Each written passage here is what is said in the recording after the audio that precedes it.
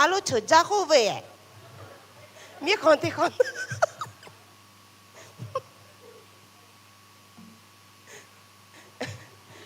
아니 라후야 참에가 저자고 왜? ngơ là nó mới số đó để như nào hả hả heavy là hốt con đi chờ ra khu về heavy là he lẽ chịu nhau đó heavy là nè he cha mấy ngơ mẹ tôi ya tỏ mẹ hấp bẻ về mà phát cả em nhà phiếu ở cha bự là hồi giờ đây mà nó hả mừng à ngớ mà hồi giờ đây mà gì nó hả hả nó hồi giờ đây mà lại nó một số rồi chứ nó hả ngớ mày ngớ ở cha bự về là thế mà ngớ là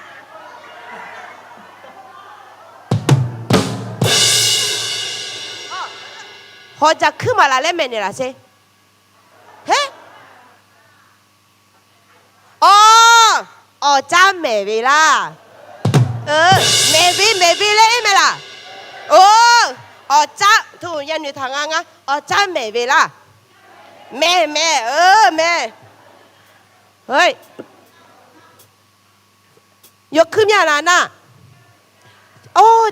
จ้าแม่OK.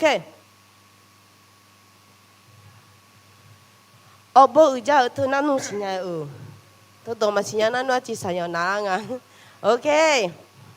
một số đồ thì đồn đồ chung mà tôi 찾아 chờ nhưng mà等lắm mà lo Amen 그럼 thì bố sao mà lo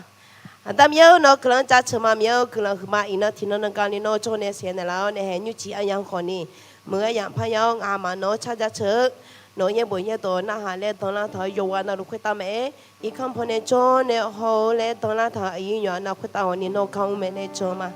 nhiều hệ cái như chỉ 찾아 제가 mẹ nói như buổi như tôi na cái mẹ là suốt 살아오 제 mừng mà chạy tôi 예수 천명 문에 대체 mà như chỉ anh yang đồng bé cái chị sang cái cái nó là khuyết anh mà lệ xong 예수 천명 외에 sợ mà amen OK 미안 là khuyết tệ 찾아 제가 nhiều mà rồi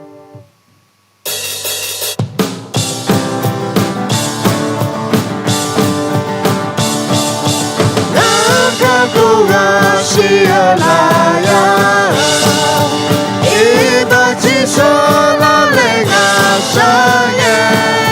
Adema chisorame Yo somyanda se Yo somyanda se Yo somyanda se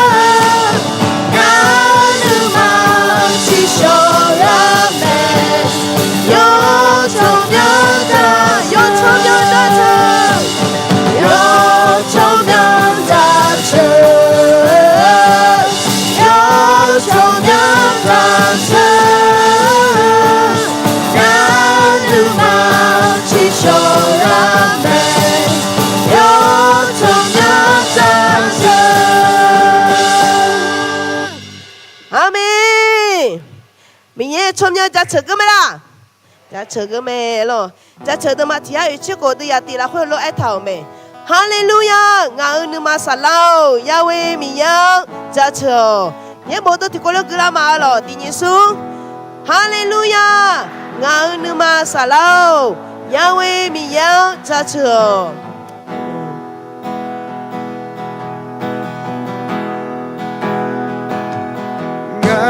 나고제 약한 망은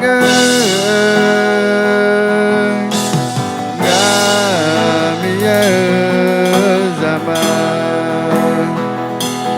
가고제 약한 망은 가미에 자만 너의 존재 가만히 앵게 나는 말라가 세냐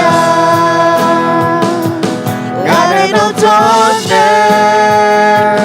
가고 내 람에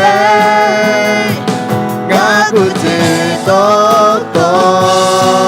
묘지 가구지 약간 많은 나비의 사랑 가구지 약간 많은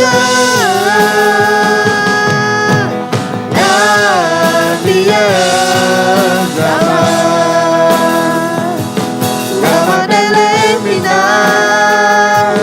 너가 채워내 나가 구름에 나를 불러내 너가 불러내 너시 나서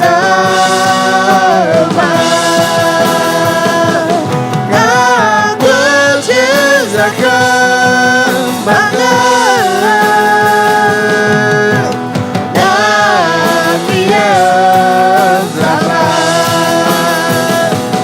가구지 작은 마음 나비의 사랑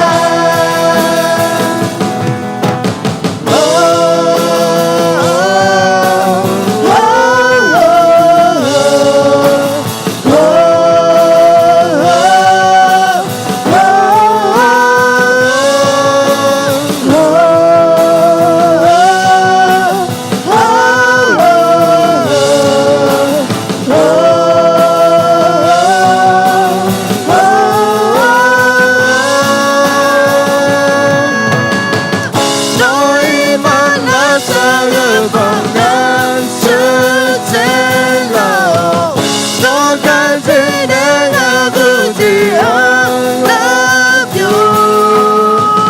너가 가품이 내가 유언장만 나비의 사랑 너희 만나서 건강 수제로 너같이 내가 굳이 I love you 너가 가품이 내가 유언장만 나비의 사랑 나 굳이 약한 방은 나비의 사랑 나 굳이 약한 방은 나비의 사랑 나비의 사랑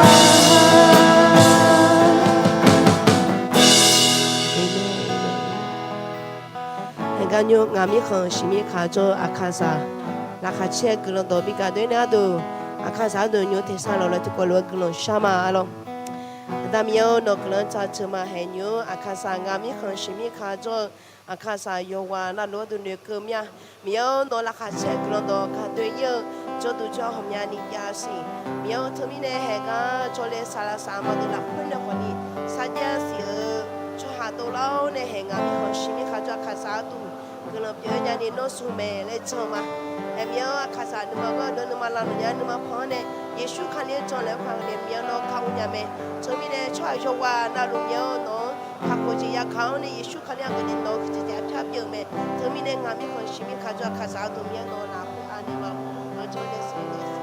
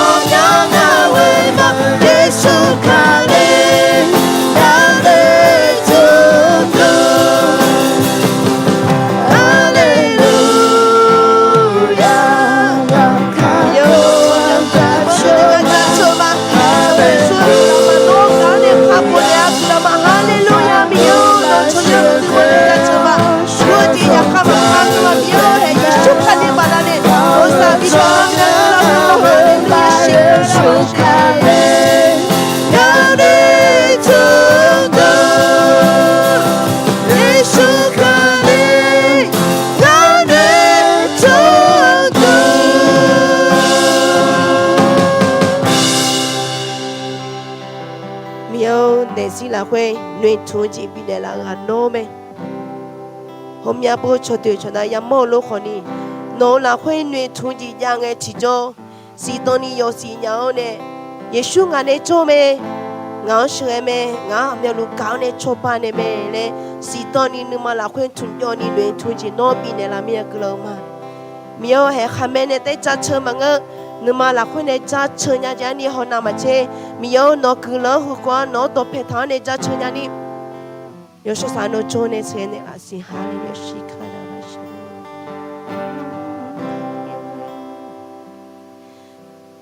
ငါခမဲနေငယ်တော့လေငါ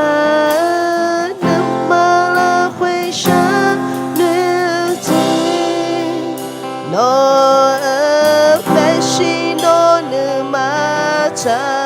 de no ne kha shi a che bi pya lo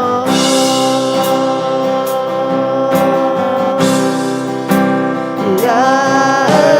come and get to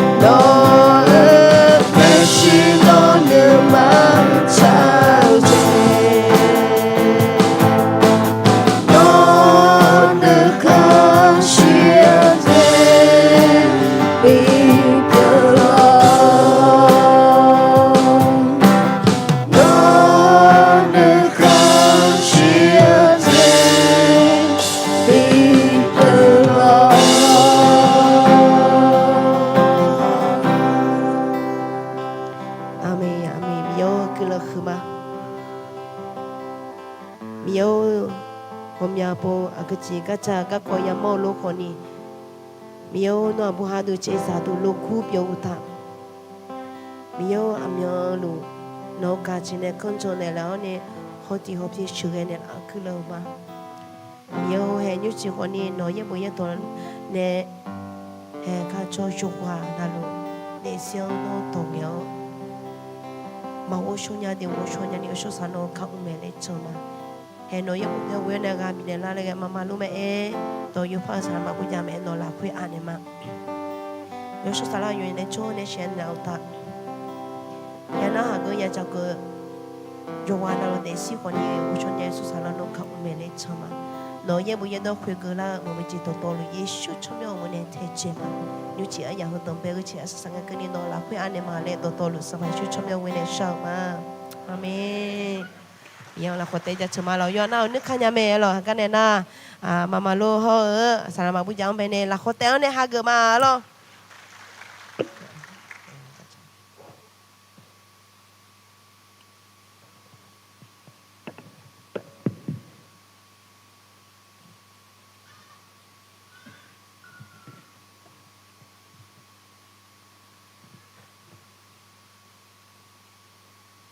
โอ้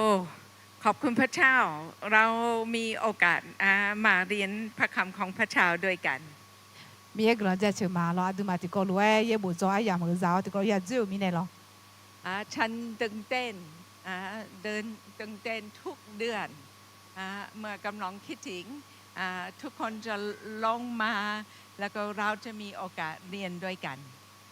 โยโจโยปูนาลูบลาโยซีนาลูไอ้มาที่ก็รู้อยากจอยอย่างยามเมที่ก็รู้อยากจิ้วอย่างยามเมเยบุจอยอย่างมือยามเมแล้วนี่ดูละไงหลักเชมีอะไร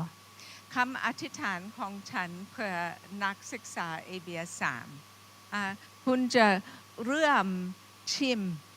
พระคำของพระเจ้าแล้วก็จะมีบางสิ่งเกิดขึ้นที่หิวพระคำของพระเจ้าที่อยากกินที่อยากใช้พระคำของพระเจ้าในใจตลอด有就那路也不做在 ABS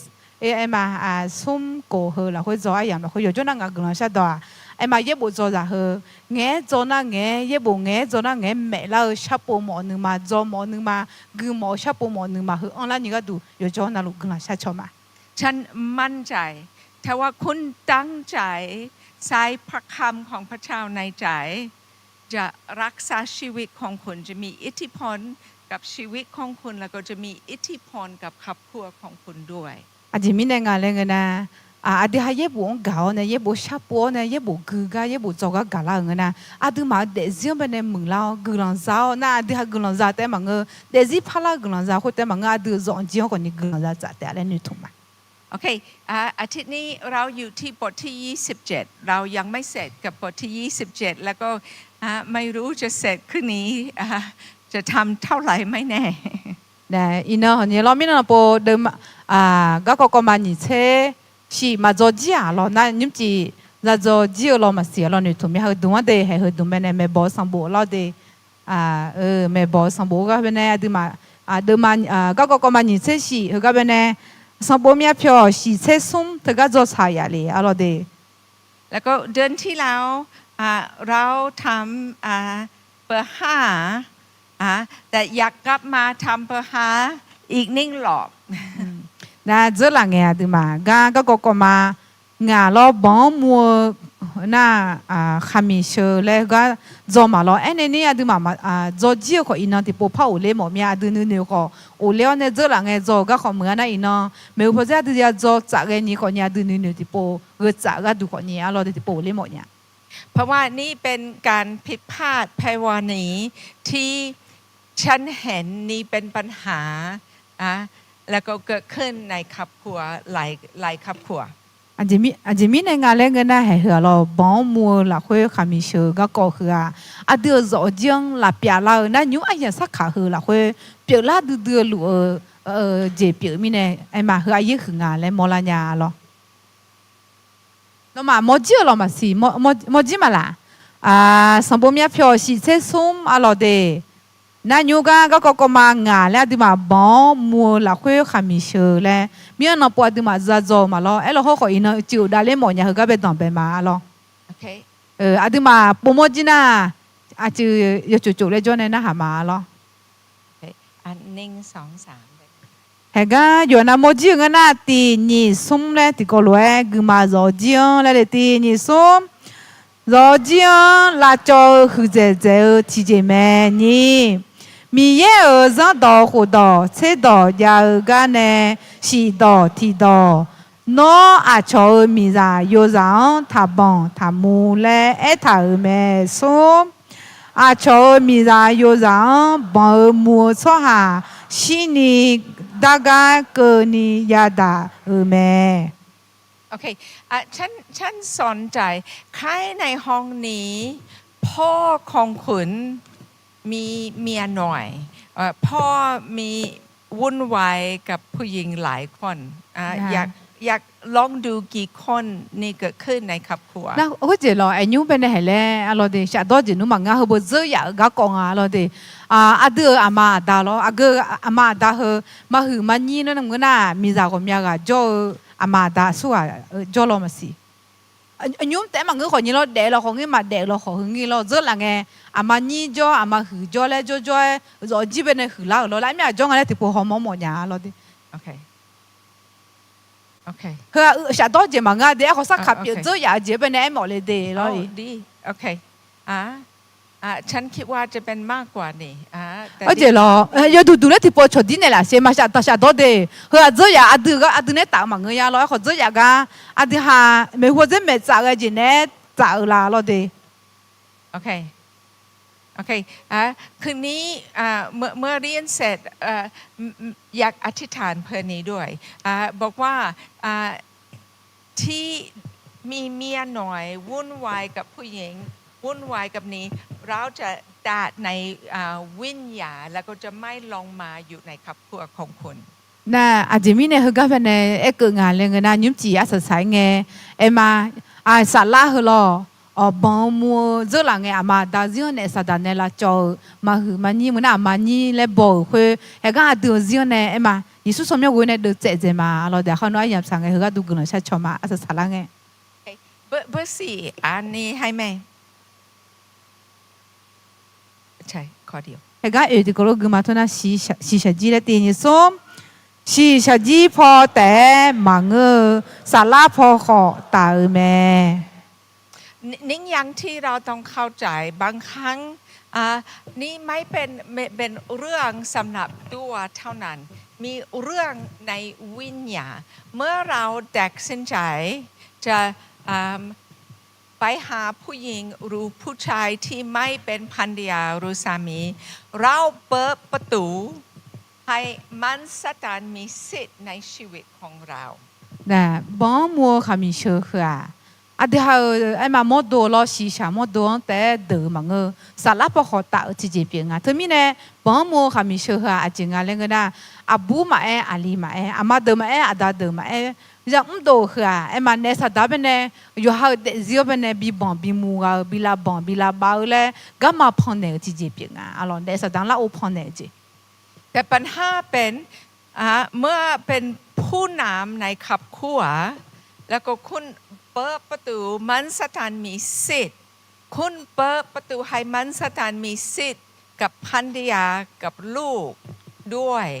มันสถานจะมีสิทธิ์ในครอบครัวที่ให้ครอบครัววุ่นวายด้วยแต่ดูอามาเปียกเราของมึงอาดาเปียกเราเราเยอะสุดเลยเราอามาอาดาเปียกนั่งก็จะอยู่หาที่กันเนี่ยข้าจะจานเนี่ยเราของมึงจะมีจานเนี่ยเราของมึงเลยพอเนี่ยบางมูจิมึงเนี่ยสัตว์เป็นละโอกาสมาเขาพอเนี่ยเงินน่ะน้องเสียงแต่มาจริงจีน่ะดูอาดาเดือเปียกเสียงเอวน่ะมีจานขอจีจ่ามีจานเนี่ยน่ะรอจีขอจะเดือขออีจ่าเนี่ยจะรอจีอยู่เปียกอยู่ใช้อยู่บางอยู่ลองเปียกอีกอย่างแม่เราเดือดูละโอพอเนี่ยโอเคอัน5 6 7ก็งาโกชีแล้วก็เจียมาเราเดมีเย่และตีนิโซมีเย่มีราทีกาขาเจราทีกาแต่จกานึมาชาเม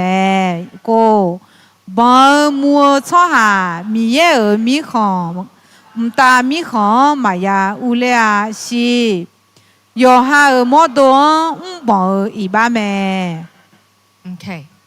เราเห็นชัดดีเพราะคัมภีร์พูดชัดดีด้วย เมื่อเราแตกสินใจจะไม่สัตย์ซื่อกับคู่ชีวิตของเรา แล้วก็เริ่มมีความสัมพันธ์กับคนอื่นที่ไม่เป็นสามีภรรยาจะเป็นความบาปสำหรับความบาปที่จะเปิดประตูที่มันสตานจะทรมานชีวิตของคุณนะอากงเงมาค่ะอดือหาหนูเจ้าเนี่ยเนี่ยสะดำเป็นเนี่ยมาอีบ้าบีอุ้งยิงก็ดูอดือละอุปงเงหนูเจ้าไงล่ะมีจากเปียกเราของเมื่อค่ะเจ้าเปียกเราของเมื่ออดือสัญญามาจีนี่ที่กับพึ่งมาแล้วบ้องมัวเขาก็หนูเจ้าเนี่ยอดือพึ่งละไงอดือจอจีอดือนึกมาละอุปงเนี่ยนะอดือจอจีก่อนนึกละอุปงเนี่ยเนี่ยเหรอเนี่ยนะอดือจอจีก่อนนี่สุสานจีคุยอันเลี้ยวแม่อะไรแล้วก็มันสตานจะพยายามหลอกคุณแล้วก็บอกว่าเฮ้ยภรรยาของฉันไม่อบอุ่นไม่รักฉันแล้วก็คนนี้ใส่ใจให้แล้วก็ให้เราหิวให้เราคิดว่าไม่เป็นไรพระเจ้าเข้าใจนะที่พวกนั้นเนี่ยสดาเดี๋ยวหาเป็นในหัวโลกไอ้จีบีเนี่ยมาบ้องมัวเที่ยวสัญญาบีพื้นนี่เนี่ยสดาอยู่เดี๋ยวหาเป็นกำลังยังนะที่พวกนั้นงานจอจีมาลุ่มเนี่ยงานมีจางานมาอุชนยังงานขัดจีงานเนี่ยงานมากงานมาเงินนะจอจีมาลุ่มมีเนี่ยที่จีมางานมีเยอะงานเปลี่ยนเจ้าอุชนเมล์ทุนเยอะเนี่ยหลานยี่พอจีก็บ้องมัวขมิเชลหัวโลกไอ้จีมีอย่างเมล์ล่ะรู้บางคนจะบอกว่าไม่เป็นเรื่องใหญ่ไม่รักผู้หญิงนี้เป็นเรื่องเพศเท่านั้นรักภรรยาอยู่พยายามหลอกตัวเองไม่เป็นเรื่องใหญ่นะที่กันนะอายุเนี่ยสดายุกำลังงานแรงอาจจะบินที่กันนะอายุบินหนึ่งงานแรงกันนะงานหลานนี้พอจะย้อนเนี่ยชอบบ้องมุ้ยปูใจเยอะก็คือตัวมันก็งานยกกางมันก็บ่ที่จะพาจะจ่ายเลยจะจ่ายแต่บ่งานมีร้านกางบ่งานจะจิ้งกางบ่เพื่อปูใจแต่อะไรเนี่ยสดาจะมีคือเขามีอะไรไหมโอเคแต่ฉันมีข่าวดีด้วยถ้าว่านี้เกิดขึ้นรักษาความสัมพันธ์สามีกับภรรยาด้วยกันถ้าว่ากลับใจสารภาพที่คุณทำผิดรู้สึกว่าเป็นรับผิดชอบของคริสตจักรพยายามทำทุกสิ่งทุกอย่างช่วยสามีกับภรรยากลับมารักษาความสัมพันธ์นะมาอดีตจะจิ้งมาเย่ก็รู้ว่าจีบอะไรยังไงอดีตหาเป็นเนี่ยกาบินเนี่ยหมดเนี่ยอะไรเด็กก็มาก็อยู่ลาซานยันนี่ที่ก็รู้เด็ดตายันนี่ที่ก็รู้จะจีบพักก็ตายันนี่ก็ดูก็มาอยู่ตรงงานแล้วกันนะเขารู้ว่าจีบเลยไงมาที่กันหนูปูหนูเผาเนี่ยที่อีบ้าเพียวเนี่ยมาไม่รู้จะเด็ดได้เลยเด็ดจ่ายเลยยันนี่คือน่ะสวะก็ยังงานเลยนะอดีตสลัดสามาเหมือนนักขลิดามุดก็กูเนี่ยกุลังชาเลที่ก็บีบีไอ้ยังบีบีจะให้เท่เนี่ยมันก็รู้ว่าจีบละไงแต่รักษาไม่ได้ถ้าว่าคนที่ทำผิดไม่รู้สึกผิดไม่มีใจกับใจนี่ยากมากนะก็เหตุที่ก็อีบ้าเพียจีจ้าที่ก็ชาเลียวเนี่ยที่ก็รู้เด็ดได้เนี่ยบอกว่างานบอกเมียเลยเมียแล้วเลยบิวมาตอนนี้มางานอยู่เลยเนี่ยแล้วมันเหนื่อยมาหาเกิดนะมาลาสาวอยู่ช้าแล้วดิแล้วก็บางครั้งมีขอที่แมทธิวที่ฟาริสีมาหาพระเยซูแล้วก็ทำภรรยากับสามีที่มีพระสัญญาด้วยกันแยกกันได้ไหมก็มาเทสัมบูรณ์คุยพาลิเซติไอ้ทำไมล่ะสังเกตสุเป็นน่าหาตัวล่ะมีจ่าเขาอยู่จ่าคือที่ก็รู้สึกต้องจ่าคือโอ้ยไม่ละเล่นน่าหาตัวยาล่ะแล้วก็พระเยซูตอบชัดดีพระเยซูบอกว่าไม่เป็นนำพระทัยของพระเจ้าตั้งแต่พระเจ้าสร้างมนุษย์พระเจ้าอยากให้สามีกับภรรยามีพระสัญญาอยู่ด้วยกันนะมาสมัยส่วนตัวชื่อนี้ถามมาเธอมีเยอะอภิมางามาก่อนเนี่ยมีเยอะอภิอาดิมามีเราอยู่จากที่กอลบิเดที่กอลบิโจเลยเธอมี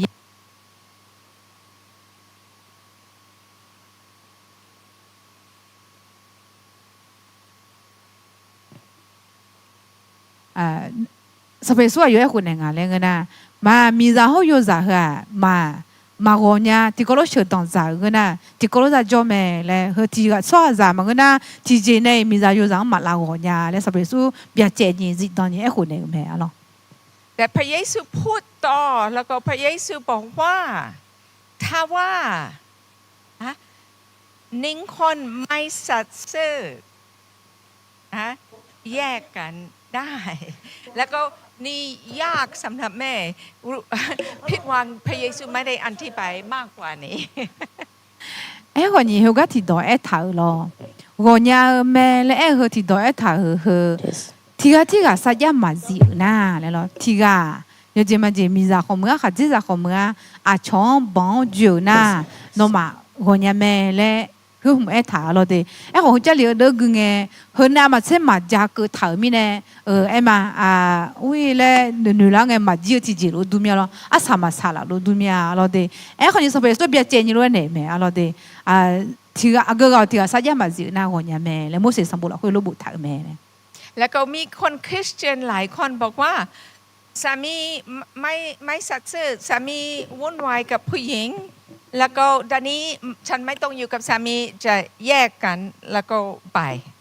对，我们要帮助克里扎的啥卡好了，会了。我卡这咋穿呢？帮木面或者帮一面或者一面，我这原来嘛拍照嘛，他们那我呢有下长嘛嘞，啥卡有all来路拍到啦头没？แล้วก็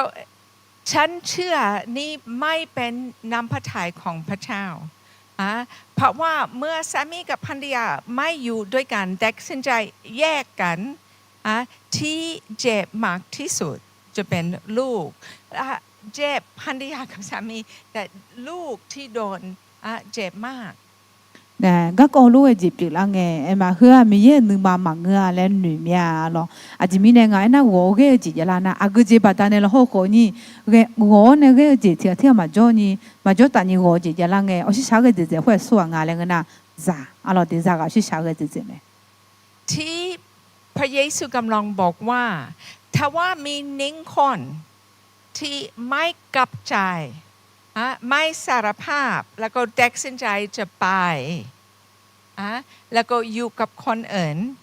คนที่อยู่มีอิสระแต่งงานใหม่nè sao phải số hay lẽ này mẹ lo đi bỏ ngà lẽ ai ya bị nè nè bỏ ngà bên này nè bún nè pana ai ya bị nè ít bao phiền nè thì theo nữ mà là sao nè để đa ni hứa yêu mù mẹ lo ho khó ni bỏ ngà mà nè bún mà nè pani ai yo nè nhu đòn 제가 저희 쇼던자 요하 보이 쇼거나 노아 그거네나 제가 내가 저야가 마봉가 요즘에 제 가지자 봉 많이 쇼 biểu hiện 거 미자가 도와 제가 내가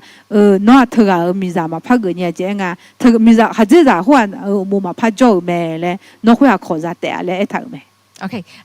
อยากจะไปต่อที่เบอร์6พระเจ้ารู้สึกอะไรสำหรับแยกกัน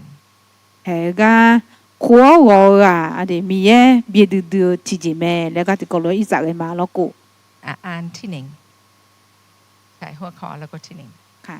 해가 아동배 어제 디그 말로 미에네 레티니소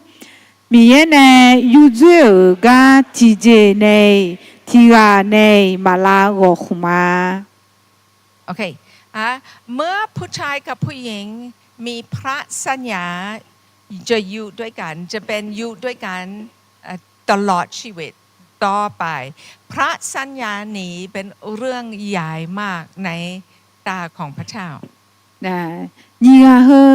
응바자 문나 네가 저지 걸로 좀 말래 어사야 자당거나 네 저쇼던 자거나 허아 티요게네 티지게네 말라고 홍가로 허아 미에라 허아 예흐 좀마 예흐 티지비가 하로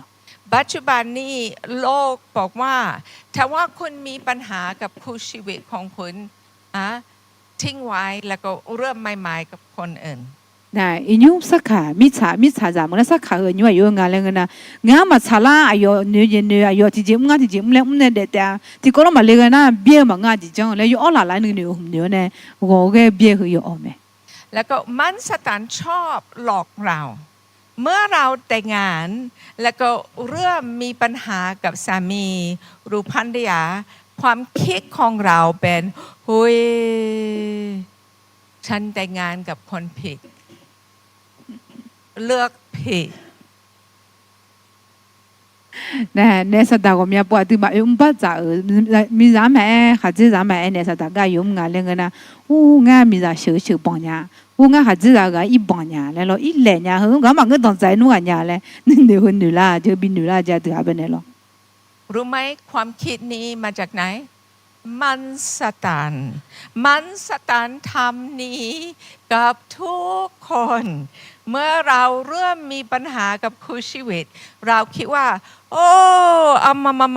ทำไมไม่ได้แต่งงานกับคนโน้นทำไมไม่ได้แต่งงานกับแฟนเก่าถ้าว่าแต่งงานกับแฟนเก่าจะไม่มีปัญหาแบบนี้ nè thì mà ba giáo sư tổng giáo nên như tổng giảng nghe lo thì cái giờ cái có nhà mà trả lời gì na hu lẹ hư gắng bằng cái giỏi yếm giải mà nó bé chó gắng bé khảo gắng giải lo nó yếm mừng gì mi cái giờ cái có lúc mà giáo phá lẹ nên sao ta nữ thì hàng lúc bị nữ la mẹ lo thì ฮะแต่รู้ไหมถ้าว่าแต่งงานกับแฟนเก่าจะมีปัญหาด้วยจะเกิดขึ้นเราต้องยอมรับเราตัดสินใจจะแต่งงานกับคนนี้แล้วก็จะสัตย์ซื่อกับคนนี้แล้วก็จะใส่ใจให้คนนี้แล้วก็ไม่คิดถึงแฟนเก่า nè anh thì hà lo de à su à nè là tổng giải yo à cứ à ra sửa lo nu ho cái giờ cái có nhà mẹ lấy hư yo du ra bỏ lo de thôi mình nè à thì mà mừng giải à chính à lên cái na à thì nè nữ giải nè sửa tổng giải mà giải mà lên nữ giải sửa cái bên nè sao giá gì mà lên nữ giải nè yo mừng giải nè thì cái cho ba thì cái yo giờ bỏ thì cái gạo là khơi rồi chỉ có đam mà nè thì ra nữ giải thảo mẹ à lo de ปัญหาอีกหนึ่งอย่างที่เราเห็นปัจจุบันนี้ทุกคนชอบใช้เวลาที่ TikTok แล้วก็เริ่มคุยกับผู้หญิงที่ทุก TikTok หรือคุยกับผู้ชายที่ TikTok แล้วก็เราใช้เวลาคุยพิมพ์ไปคุยมากับคนที่ TikTok มากกว่าคุยกับคู่ชีวิตตัวเอง nè như ai làm hư là khơi lo à phát biểu ngài lên cái na à từ mà sắc khá hư kháng lo ai làm chỉ na mua tại chỉ na dễ la lo na hỏi nhỉ đồng nghe lo 有还一看就说还有还没在有在那么车滴到边的đồng nghe吵lo nó mà mua mà là à từ mà cái chỗ nó mà nghe lo qua đây ai giờ yu thì nghe吵để bơ lại lo滴到nghe thơ không có ai làm有khai biển à thế mình này rõ gì mình在有khai ai làm biển thơ này mà giờ à lo thì nghe吵để lại lo แล้วก็ผู้หญิงที่ TikTok โอ้พูดวันว่าน่ารักแล้วก็ดูหน้าของพันธยาแล้วก็พันธยาบ่นแล้วก็กำลังคิดถึงโอ้คุยกับผู้หญิงที่ TikTok ง่ายกว่า nè tí tỏ bên này ở lên à chế mà mưa nhà chế mẹ lo thế mấy tí tỏ tỏ nghe hồ nghe mưa lấy yo trả lấy nghe mưa lấy mấy hồ nghe cho mò lấy lo nè mi giá hồ na anh mấy hồ thô mò nó em mà tổ chức mà nghe cho nó nhá mấy nghe na cái cô đồ lá phá cái lo thì em mà giải giống bao cái nhà thế mà เราต้องระวังมันสตันจะพยายามทำทุกสิ่งทุกอย่างไม่ให้ใจของเราอยู่ที่บ้านกับคู่ชีวิตของเราแล้วก็เราไม่อยากให้มันสตันหลอกเราแบบนี้ nè hứa à từ ra yon jing hả đi hả máu à lo đi à chỉ mình này nè sát ta hứa à từ mà mình có cô lúc cái quê nè à từ rồi chỉ là bia lệ thì cho mà bị cho thì mà bị quê mà bị gà lệ cái giờ cái cô là đồ luôn à từ mình này à từ hà ra yon à lo thì à lúc ấy chỉ mà cái mà yon à chỉ đi cho chỉ nãy này cái giờ cái cô đồ là nhang à lo ถ้าว่าคุณมีภรรยาแล้วถ้าว่าคุณมีสามีแล้วไม่ต้องคุยกับคนอื่นที่ TikTok nè à từ hà lo mi ra bao giờ người na khá dễ ra bao giờ người na à từ mà tí tỏ bé đa lệ lo đỏ biểu nghe nữa nghe che cái lo mua thôi cái gì thôi phải mà cái ngay lo โอเคเราอยู่ที่ไหนนิ่งโอเค2-3 cái cái nhỉ hôm nay sống thì có lo phát cứ chạm mà lo để mi ra lại tí nhỉ sống mi ra khá dễ ra khá đẹp nghe cơ nè khá dễ ra ở trong u mô cho khá dễ ra xíu nè té trong khuôn nè đồ lệ nhà ở mẹ sống 把错下火我马查。 โอเคไม่อยู่ในใจของพระเจ้าแล้วก็ไม่มีปัญหาในความสัมพันธ์ภรรยาสามีที่พระเจ้าไม่ช่วยเราชนะได้ไม่มีปัญหาใหญ่เกินไปสำหรับพระเจ้า那阿弟说，今个这个国家家了好个呢，米也嘛超半年呢，很早提前嘛呀了的。阿弟个这个安那你好，安那你好，安那你娘俩都那牛了好个，米也阿弟超半年没，米也嘛超半年，个这个国体国嘛呀，米也个这个国代很早米也没了。แล้วก็ถ้าว่าเราเป็นผู้รับใช้เราต้องนุ่งใจคนถ้าว่ามีเรื่องที่เกิดขึ้นเป็นรับผิดชอบของผู้รับใช้ที่ช่วยสองคนกลับมาแล้วก็รักษาความสัมพันธ์ด้วยกัน阿弟个这个国去了，若记了，佢个这个国路个记着么个，听啊嘛，啥嘢嘛热情，我那帮记路个样个，啲国路可里咋冇啥啦啦，咧，可呢，嘛个这个国啲国路诶，错胡啦，啲国路的但人家都听啊你嘛呀，拉三年没呀，错半年没啊咯。แต่เราต้องมีสองอย่างถ้าว่าเราจะรักษาคนที่ทำผิดสามีหรือภรรยาที่ทำผิดเขาต้องรู้สึกผิดแล้วก็อยากกลับใจมีบางสิ่งที่อยากเปลี่ยนแปลงจริงๆนะอาทิมาโรจีละสาวมาเงินก็ก็คือกันละสามาเรื่องนะให้หุ่นยี่จีจะยามเนาะต้องไปจริงอะไรเงี้ยนะก็คืออาศัยอยู่เมื่อสัญญาเนี่ยชาเลนเนี่ยเลยนั่นเลยเมียแล้วเลยพิมตอนเนี่ยง่าหัวมาพัดเดหมอเมียเดพูดเดผ้าหมอเมียแล้วนึกมาเมียเมียอดีตเนี่ยปุ่นผ้านึกมาแล้วก็ต้องมีเวลาทำไมทำผิดมีอะไรเกิดขึ้นที่ให้คุณตัดสินใจแบบนี้นะมาหัวปีกแล้วคืออาจจะมีในปีกแล้วลาและเช็ดมืออะไรโอเคแล้วก็ที่สองคนที่ไม่ได้ทำผิดถ้าว่าเป็นภรรยาหรือสามีต้องช่วยเขาให้อภัยนี่ไม่ง่ายเจ็บมากนะนี่เจที่เจนะมาเหลวกันเป็นไอ้ยามปีเนื้อหรอหนูปูหนูเพิ่งมานี่เด็กปูเด็กเพิ่งแล้วอายุหนูเจ้าเนี่ยเด็กปูเด็กเพิ่งนะมีจะเปียกเราเมื่อเขาจะเปียกเราเมื่อไอ้ยามอยู่เมื่อจะปีเนื้อไหมอายุเป็นชอบบ้าดูโอเคแต่หนึ่งอย่างที่ฉันต้องอธิบายให้อภัยเป็นหนึ่งอย่างแต่ไว้ใจเป็นอีกหนึ่งอย่างบางทีเราตัดสินใจจะให้ถ้าว่าสามีไม่สัตย์ซื่อเราให้อภัยแต่จะใช้เวลาก่อนจะไว้ใจเนี่ยมาอันนี้คืออาจารย์อะไรนึกมาถาเขานึกจังถาเขาหนิ่มล้อเขาหนิ่มว่าเยอะไหมคืออายุที่ก็ได้บอกก็อายังบีอ๋อเนี่ยบีเด็กพอบีเด็กพามาแล้วอายังบีมาแล้วไงเขาหนิ่มจีเขามาอาจารย์อะไรอาตงจะที่จะเป็นนึกจังถาจียาวเนี่ยเขาเนี่ยแต่นึกมาถาจียาวแล้วช้ำเนี่ยงั้นไหมไว้ใจใช่ไหมไว้ใจก่อนนี่คือมาก่อนหนึ่งต้องให้อภัยก่อนอีบ้าเพียจีเจ้าเนี่ยนึกจังถาจีจ้ะอีบ้าเพียจีเจ้าเนี่ยคนนั้นอาจจะนึกจังถาจีมันนึกมาถาจีปัญหาเกิดขึ้นเพราะว่าเจ็บมากเมื่อนี้เกิดขึ้นแล้วก็ตัดสินใจ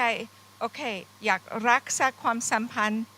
ตัดสินใจให้อภัยแต่ทุกครั้งเขาไปข้างนอกหรือเขาคุยที่โทรศัพท์จะมีความคิดคุยกับใคร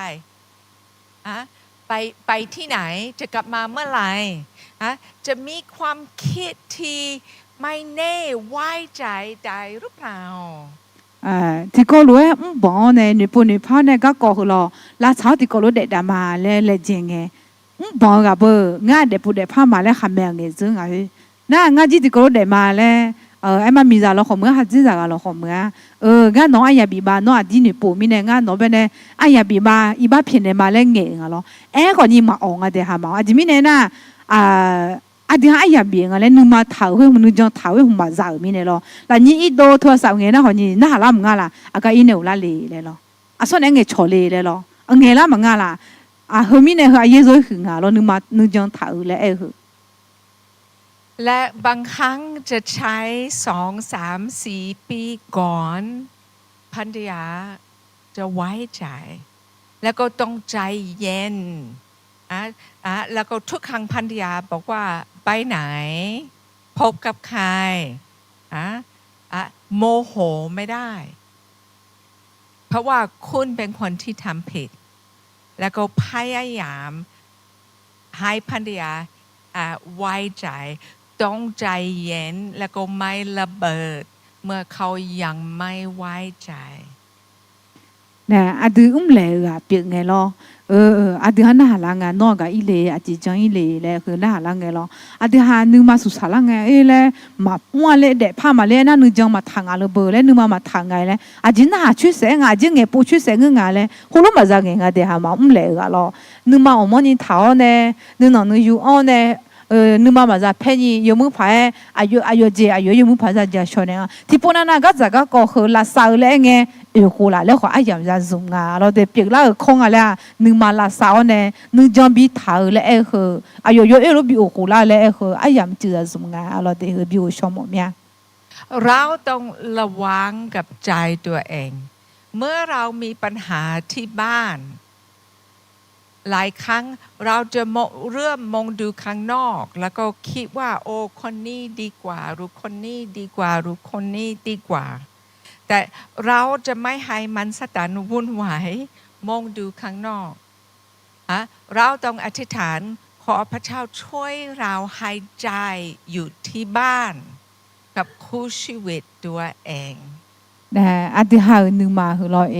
em mà giờ nó chong là nhị phật thế để đồ để mà bị cái mà là nhị phật thế để họ hỏi biết là ở chỗ để họ hỏi à đứa hà nương mà nương mà nương mà nào chỉ hư lo lúc gì mà ra bị giang à lo để à chẳng à chỉ treo lo để thôi mình nè à đứa hà nương mà hư ít con lúc bố nhỉอยู่หาเพื่อนเนี่ยจะbị giang à lo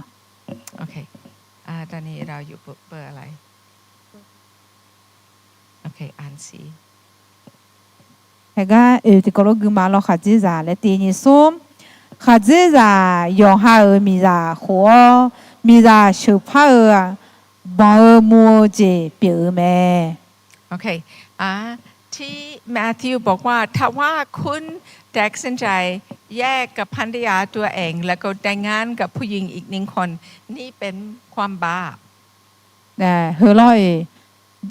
미유하 미자 호 네 em mà chơi đồng giả phơi hả bị đồng giả phơi hả à chị là bảo mua gì bị là hả em mongโอเคแต่ฉันต้องอธิบายเมื่อคนมาหาเราแล้วก็เขาภรรยากับสามีมีปัญหาด้วยกันเราพยายามทำทุกสิ่งทุกอย่างรักษาความสัมพันธ์ถ้าว่าทำได้แต่ถ้าว่ามีสามีที่กำลังดีภรรยาตลอดแล้วก็ให้เจ็บแล้วก็ไม่ปลอดภัยสำหรับภรรยาเราจะนุ่นใจแยกกันเพื่อจะปลอดภัยเพื่อภรรยาnè我们波米在有啥么呢？老早就没包也比哎，我老会记讲哎咯，没包比那个哎，提个那不哎那老你妈达啦，那米上地喂，来米上海好，嘛火呢地和个和，老会讲也讲哎，提高了火呢，哎呦那边那个了山呢咯，没包比咯嘞，后来嘛呀咯的，后来就阿姐米呢俺那个那你妈达啦那米上啊地个古米呢，那他米呢嘛提个个就呢没包也比呢也错吧呢啊咯。แต่ถ้าว่าภรรยากับสามีเป็นคริสเตียนด้วยกันแล้วก็เราจะพยายามทำทุกสิ่งทุกอย่างช่วยเขาให้อภัยกันรักษาปัญหามาจากไหนแล้วก็ช่วยเขาสร้างชีวิตด้วยกันไอ้มามีราหเนี่ยอยู่จากนี่ก็รู้ที่ก็รู้มีเยสเนาะเนี่ยคลิจากเปลี่ยนแล้วนะไอ้มาอายุจงเนี่ยชาวบ้านเนี่ยพังงาก็จะก็ก่อหัวกันเนี่ยเล่าละอาจจะมีเนี่ยรู้เปลี่ยนเล่าละและชดเชยกลุ่มชาชดไอ้มาอายุเนี่ยนี่ก็รู้ไอ้มาที่ก็รู้เด็ดจัดอะไรอย่างที่ก็รู้ว่าจีพักก็ได้เนี่ยนี่ก็ดูก็บินเนี่ยมาแล้วชาวบ้านเนี่ยมาแต่บางครั้งจะมีหนึ่งคนที่ไม่อยากรักษาอยากไปแล้วก็บังคับเขาไม่ได้แต่ดูแลคนที่อยากอยู่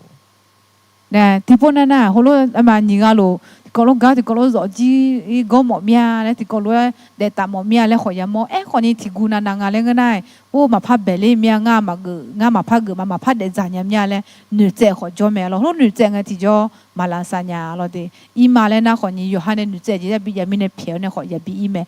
可能。我讲嘛拉萨莫个，妈妈你有哈เด็กหมอเมีย拉萨หมอเมียแล้วนึงมา嘛有哈เหล่เมียแล้ว个เป็นชอบบากลชันเดรู้แล้วขอยาหมอแม่ล่ะบางที่เรามีคนในห้องนี้เคยแต่งงานกับอีกหนึ่งคนแล้วก็แยกกับคนนี้แล้วก็แต่งงานใหม่ฉันถ้าว่าแต่งงานใหม่แล้วจะนุ่นใจสัตย์ซื่อกับคู่ชีวิตจะหนีไม่ได้บอกว่าต้องแยกกับคนนี้แล้วก็กลับไปสำหรับคนนี้โอเคที่เกิดขึ้นแต่ต่อไปถ้าว่าเราอยากให้พระเจ้าอวยพรขับครัวของเราต้องตามที่พระเจ้าสอน嘛是伊喏，嘛我个字是当早那啥子嘛普话，嘛咋个嘞落好，伊喏个啷个，嘛是听那个就。这两个我个姐姐呢，听那也当在拍，早就有时在高有，么个当在拍了好久的了的，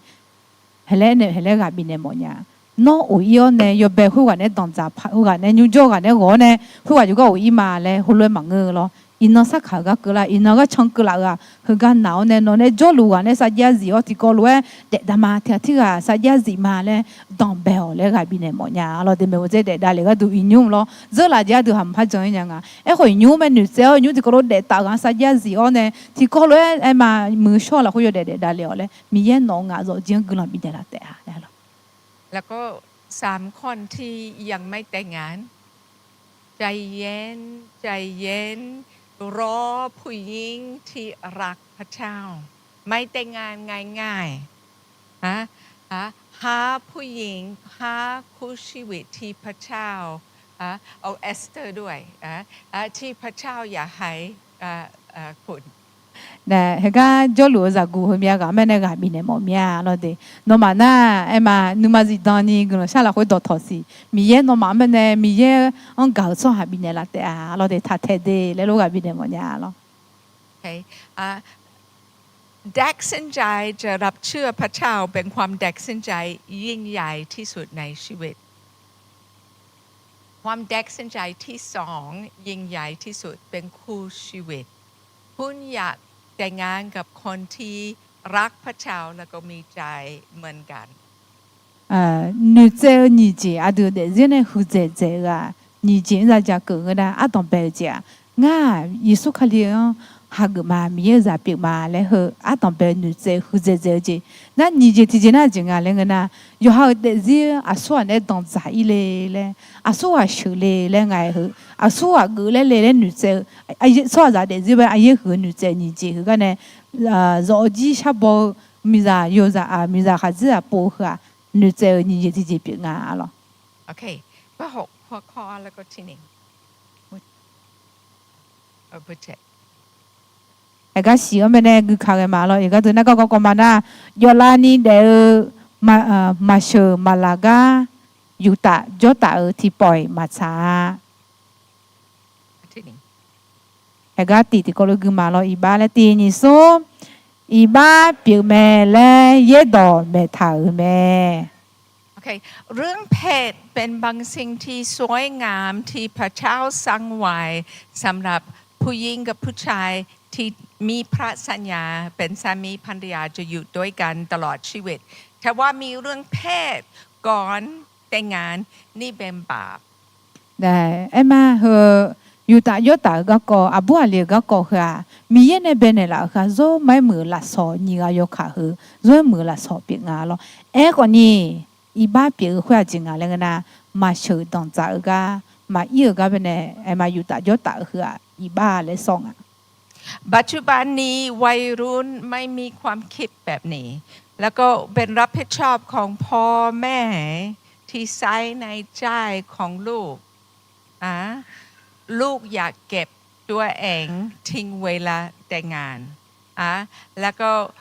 เรื่องเพศเป็นบางสิ่งพิเศษสำหรับสามีภรรยาที่จะอยู่ด้วยกันตลอดชีวิต nè ra đồ nó hơi ai dễ khử mà người na mà sờ mà lão ga mà ba ga bên này yuta cho ta khử ba le đưa ra mà xin ya lo còn như đưa xin ya mi nè mèo nè giảm bị xin ya ra nữa mà bị nữ thảo khử đưa ga mẹ na đưa mà đã đưa ra mẹ ya cho mẹ mi nè ngà lên người na khử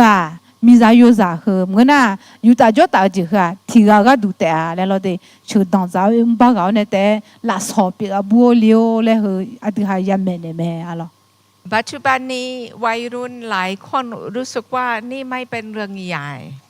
แล้วก็เขาไม่เข้าใจเมื่อเรามีความบาปเราเปิดประตูมันสถานมีสิทธิ์ที่วุ่นวายในชีวิตของเรา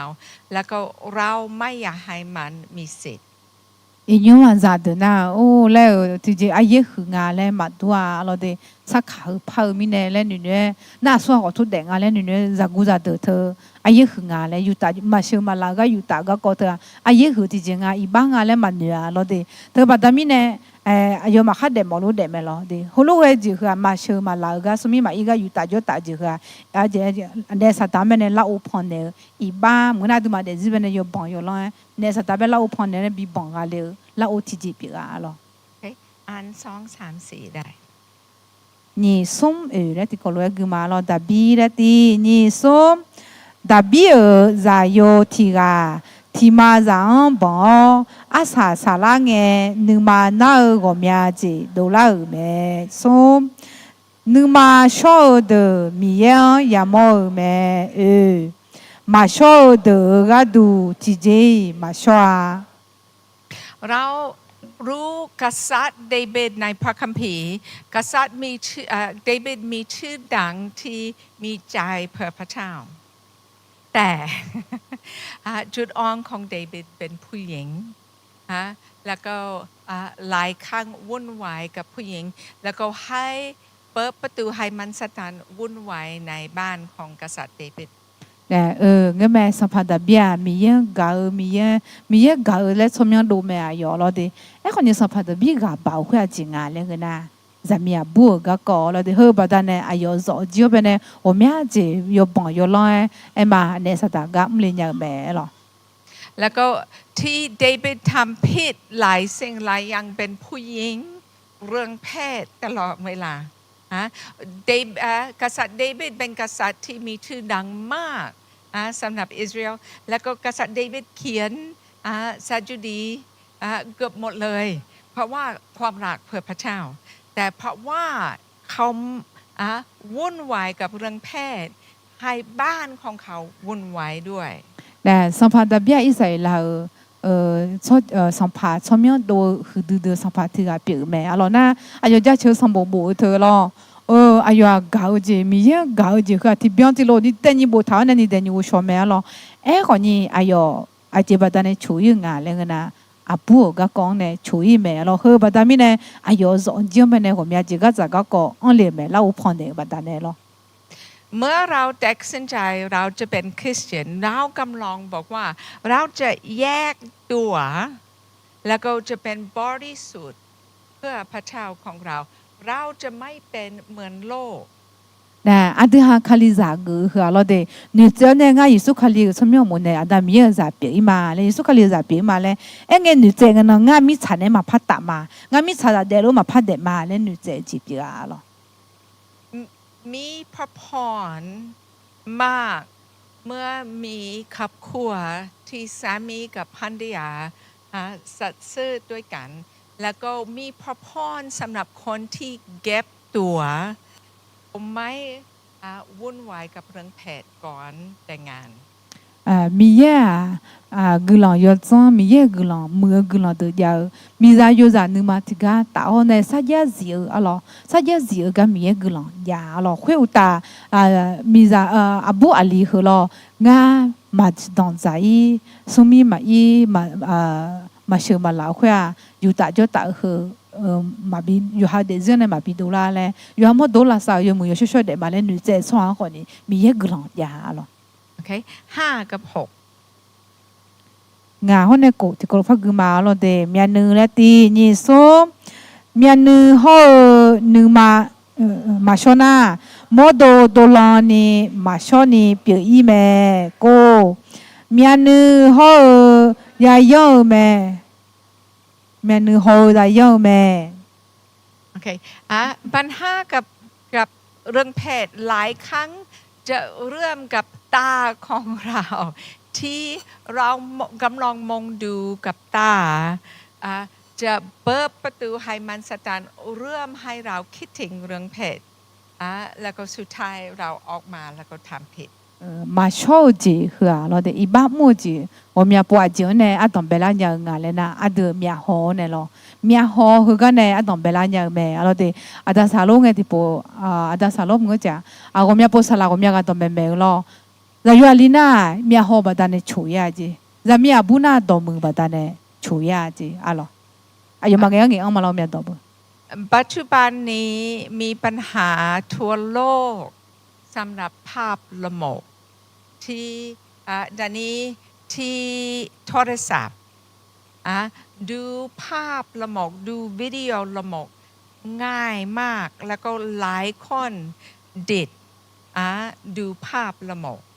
นะอินูยามละคุยโทรศัพท์กันนักก็หอยเลยอาบ้ามามือมีช่วยมาตรงนี้จะอาบ้าละมัวมาในวิดีโอหัวโลกละอาบ้ามามืออาบ้าเหอโลกจีเหออยู่allหลายหอยยังเราดีหอยเราเมียนึงเนี่ยมออาบ้าอยู่allหลายดูมาหอยยังหลายคนคิดว่าไม่เป็นไรมองดูเท่านั้นไม่เป็นเหมือนการไปหาผู้หญิงเป็นนิสัยของผู้ชายเป็นปกติธรรมดาไม่ต้องคิดขนาดนี้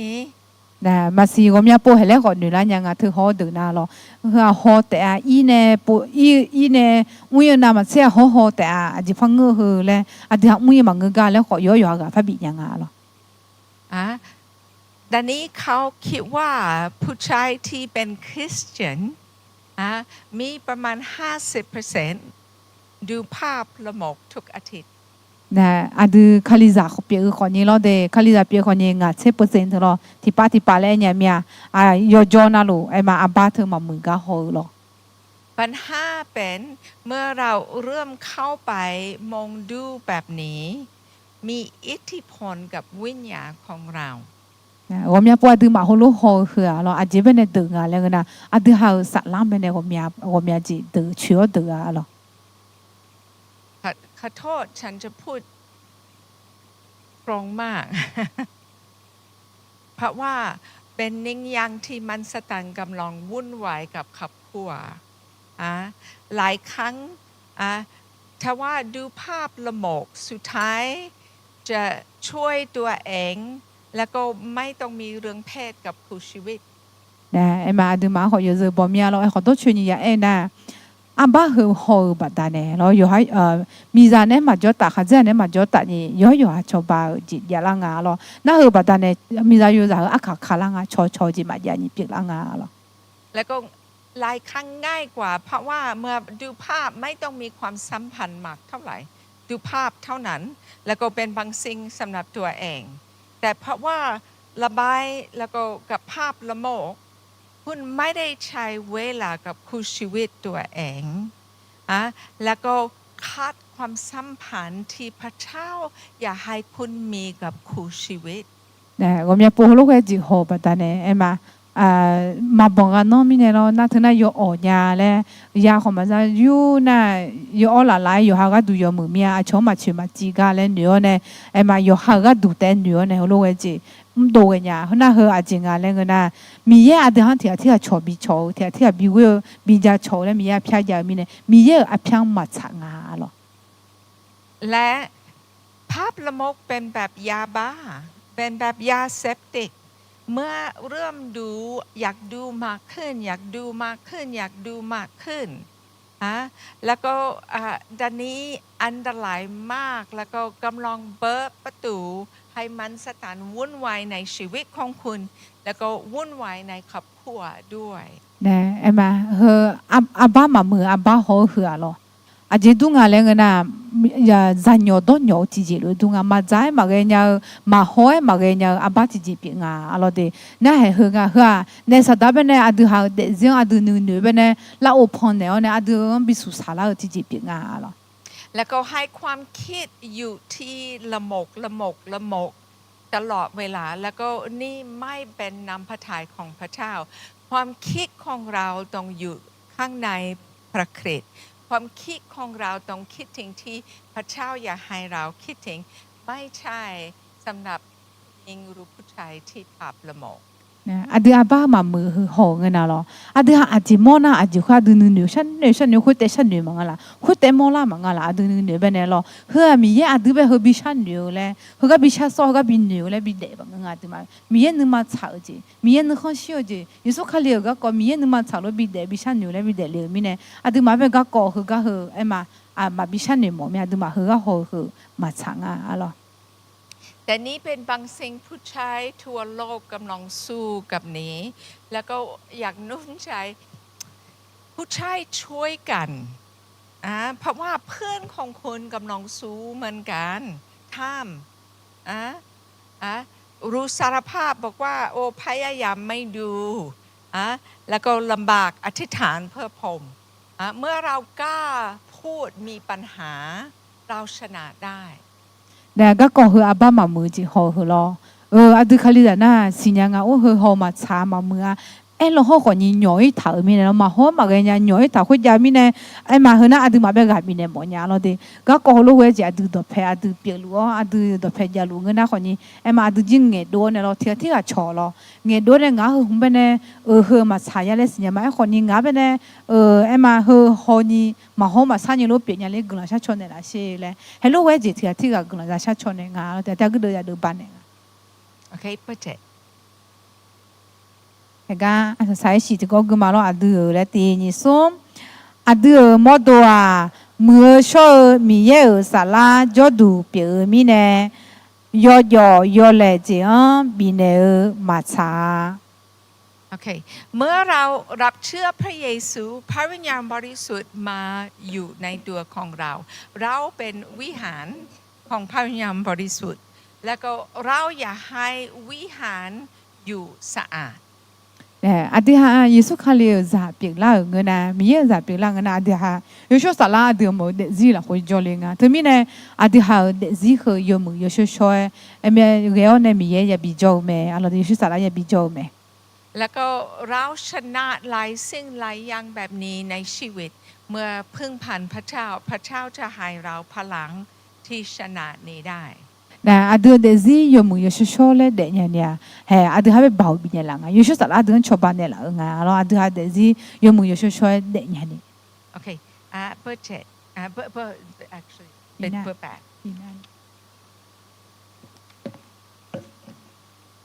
พอจะติดตามว่าพองกันสิเดียอะไรอะไรเดก็มาเยน่ะนี่ผ่าชามังกุยเชสีเชียวหลักของหอเรื่องอะไรอ่านหมดเลยนะ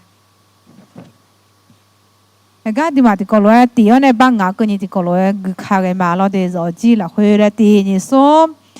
เราจีละคุยช่อหามัวมาชานี่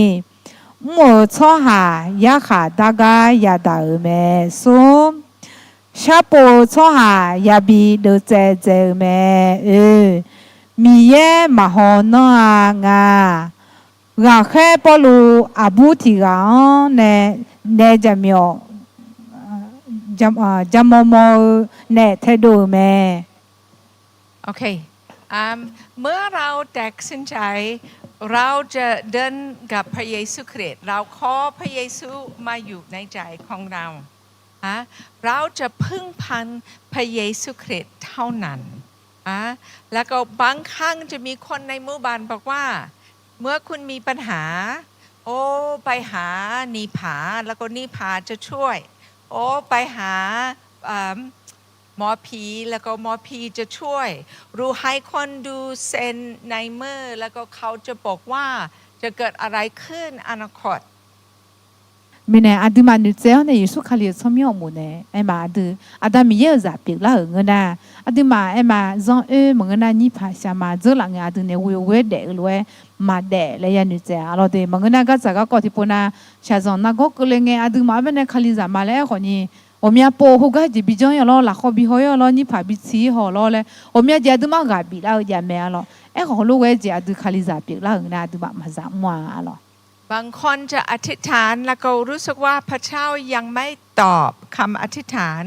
แล้วก็โอ้รออีกไม่ได้ แล้วก็วิ่งไปหาหมอผี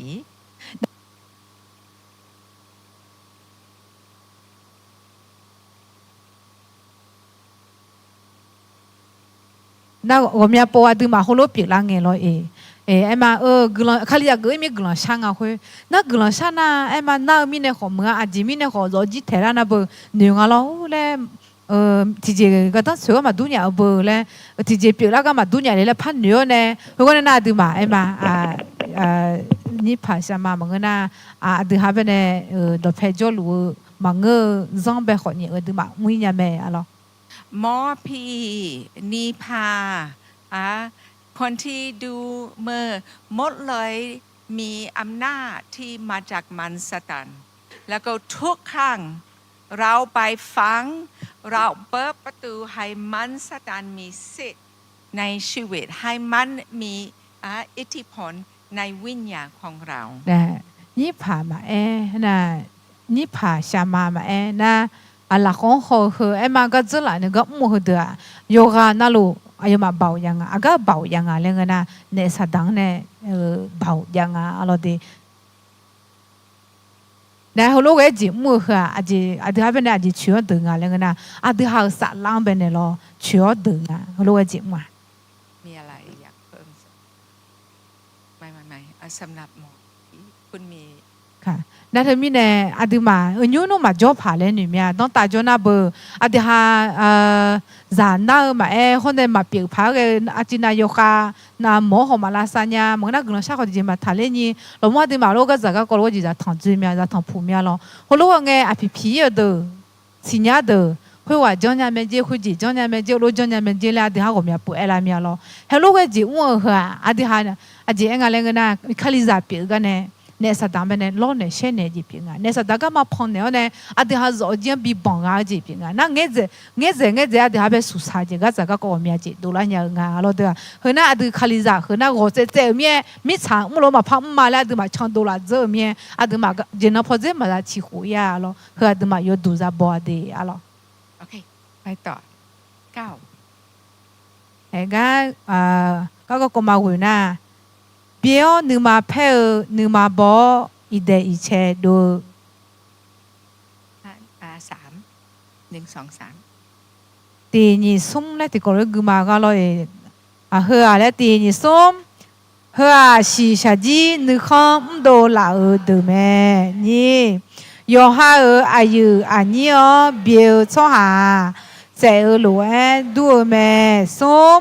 กายนาฮออาเบลาอีชอฮอยาโกดาเบียวซาเดโอเคที่เรา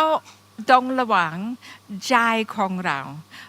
ถ้าว่ามีเรื่องที่ใจที่เราโกรธคนอื่นโมโหคนอื่นไม่ได้ให้อภัยคนอื่นนี่จะมีอิทธิพลในชีวิตของเราแล้วก็ขับเคลื่อนของเรามากนะอธิหานึมาเพลหรอนึมาเพนึข้อนยาวเหรอไอ้มาอดีเด็กเจียงแต่เชื่อเดือมังเออดีหาจงเจียงขอเชื่อเดืออะไรทุกคนจะมีบางสิ่งที่เกิดขึ้นในชีวิตของคุณที่คนอื่นให้เจ็บแล้วก็หลายครั้งจะเป็นคู่ชีวิตของเรา我们阿杜嘛有个那路咯，阿杜你嘛比拉那好错啊，叫的，那比拉那会啊，阿乔那嘛是有哈多陪着，有哈这咋啦，么那有哈米咋啦嘞，有哈咋咯嘞，路个哎嘛，阿杜比拉那错有啊那路，你嘛比那好错啊，叫的啊了的。รู้บางครั้งจะเป็นพี่น้องในครอบครัวของเราด้วยรู้จะเป็นสมาชิกในคริสตจักรที่มีบางสิ่งเกิดขึ้นแล้วก็ทะเลาะกันแล้วก็คุณมีบางสิ่งที่ใจแล้วก็รู้สึกว่าให้อภัยไม่ได้นะนึกว่าเวลาเนาเนี่ยอีบ้ามาเพียชื่อฟังนึกมาเพลเหรอเดี๋ยวจะจีมีจะหาเจจะแต่มังอายุอันนี้ก่อน咯那ที่ปนักคลิซามุนเนี่ยเขาพัดเปียกได้เนี่ยสิก็ก่อเหรอเราเดี๋ยวนึกมาละน่าถ่ายอีบ้ามาเพียชื่อนึกมาเพลเหรอ เมื่อเราตัดสินใจจะให้อภัยเราไปที่สว่างแล้วก็ให้สว่างลงมาในชีวิตของเราแล้วก็พระพรเมื่อเราตัดสินใจจะไม่เก็บความโกรธจะปล่อยเรื่องนี้ที่พระบาทของพระเจ้าแล้วก็ตัดสินใจให้อภัยnè nhưng mà nào nhưng mà bỏ anh này đi theo anh này không mà xuyên nào chỉ giờ là khỏi ngà ý bá phía mà lẽ nữ trẻ chỉ hả à chỉ đúng à cái chỉ rằng à lên na ta mi không phải là cả trẻ lo gửi lo gấp mà gửi lo à chỉ gửi lo bên này cho bé leo nè nấu ngà để riêng là gửi lo sẽ ăn khẩu gấp mà做个多咩？阿罗的，一把票只，阿罗的，你妈妈那，你妈妈拍嘞，女仔只个啷个嘛？朋友个多咩？阿罗。แต่เมื่อเรารู้สึกว่าฉันไม่ผิดเข้าผิดแล้วก็เราจะเก็บเรื่องเราในโลกแล้วก็ให้ในโลกมาแล้วก็ให้มันสถานมีสิทธิ์ในชีวิตของเราคนนี้อากูเงมาค่ะง่ามาแลง่าอีบ้ามาเพียง่ามาบังเล่นอยู่เนี่ยอาดูมาแล้วจุดเททางที่จะอาจจะดูงานเรื่องนั้นมิชาขับเบยคอนยอซอนต่อลูกคุยอาดูมาบ่าวเนี่ยพี่เนี่ยขับเบยเปียกหรือพี่เท้าเนี่ยจะก็ดูไหมโอเคแม่อยากให้ทุกคนทำนี่ต้องเป็นบางสิ่งที่จำไว้เมื่อฉันตัดสินใจให้อภัยฉันเบิดสว่างให้พระพรของพระเจ้าเข้ามาเป็นพระพรในชีวิตของเรา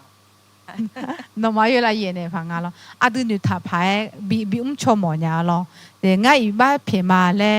อามีมาขังง่ายอีบ้าเพียมาเลยนึกเจอเหรอตากุหลงแล้วตากุหลงอ่ะจะเอาจีแม่พูดมาอีกรอบเมื่อเราตัดสินใจให้อภัยเราไปที่สว่างเอาพระพรของพระเจ้าลงมาในชีวิตแล้วก็จะเป็นพระพรต่อไปอาดูมาแล้วอาดูนึกมาล้านนั่นเนี่ยละอามีมาค่ะง่ายอีบ้าเพียมาและหนูเจจีคุย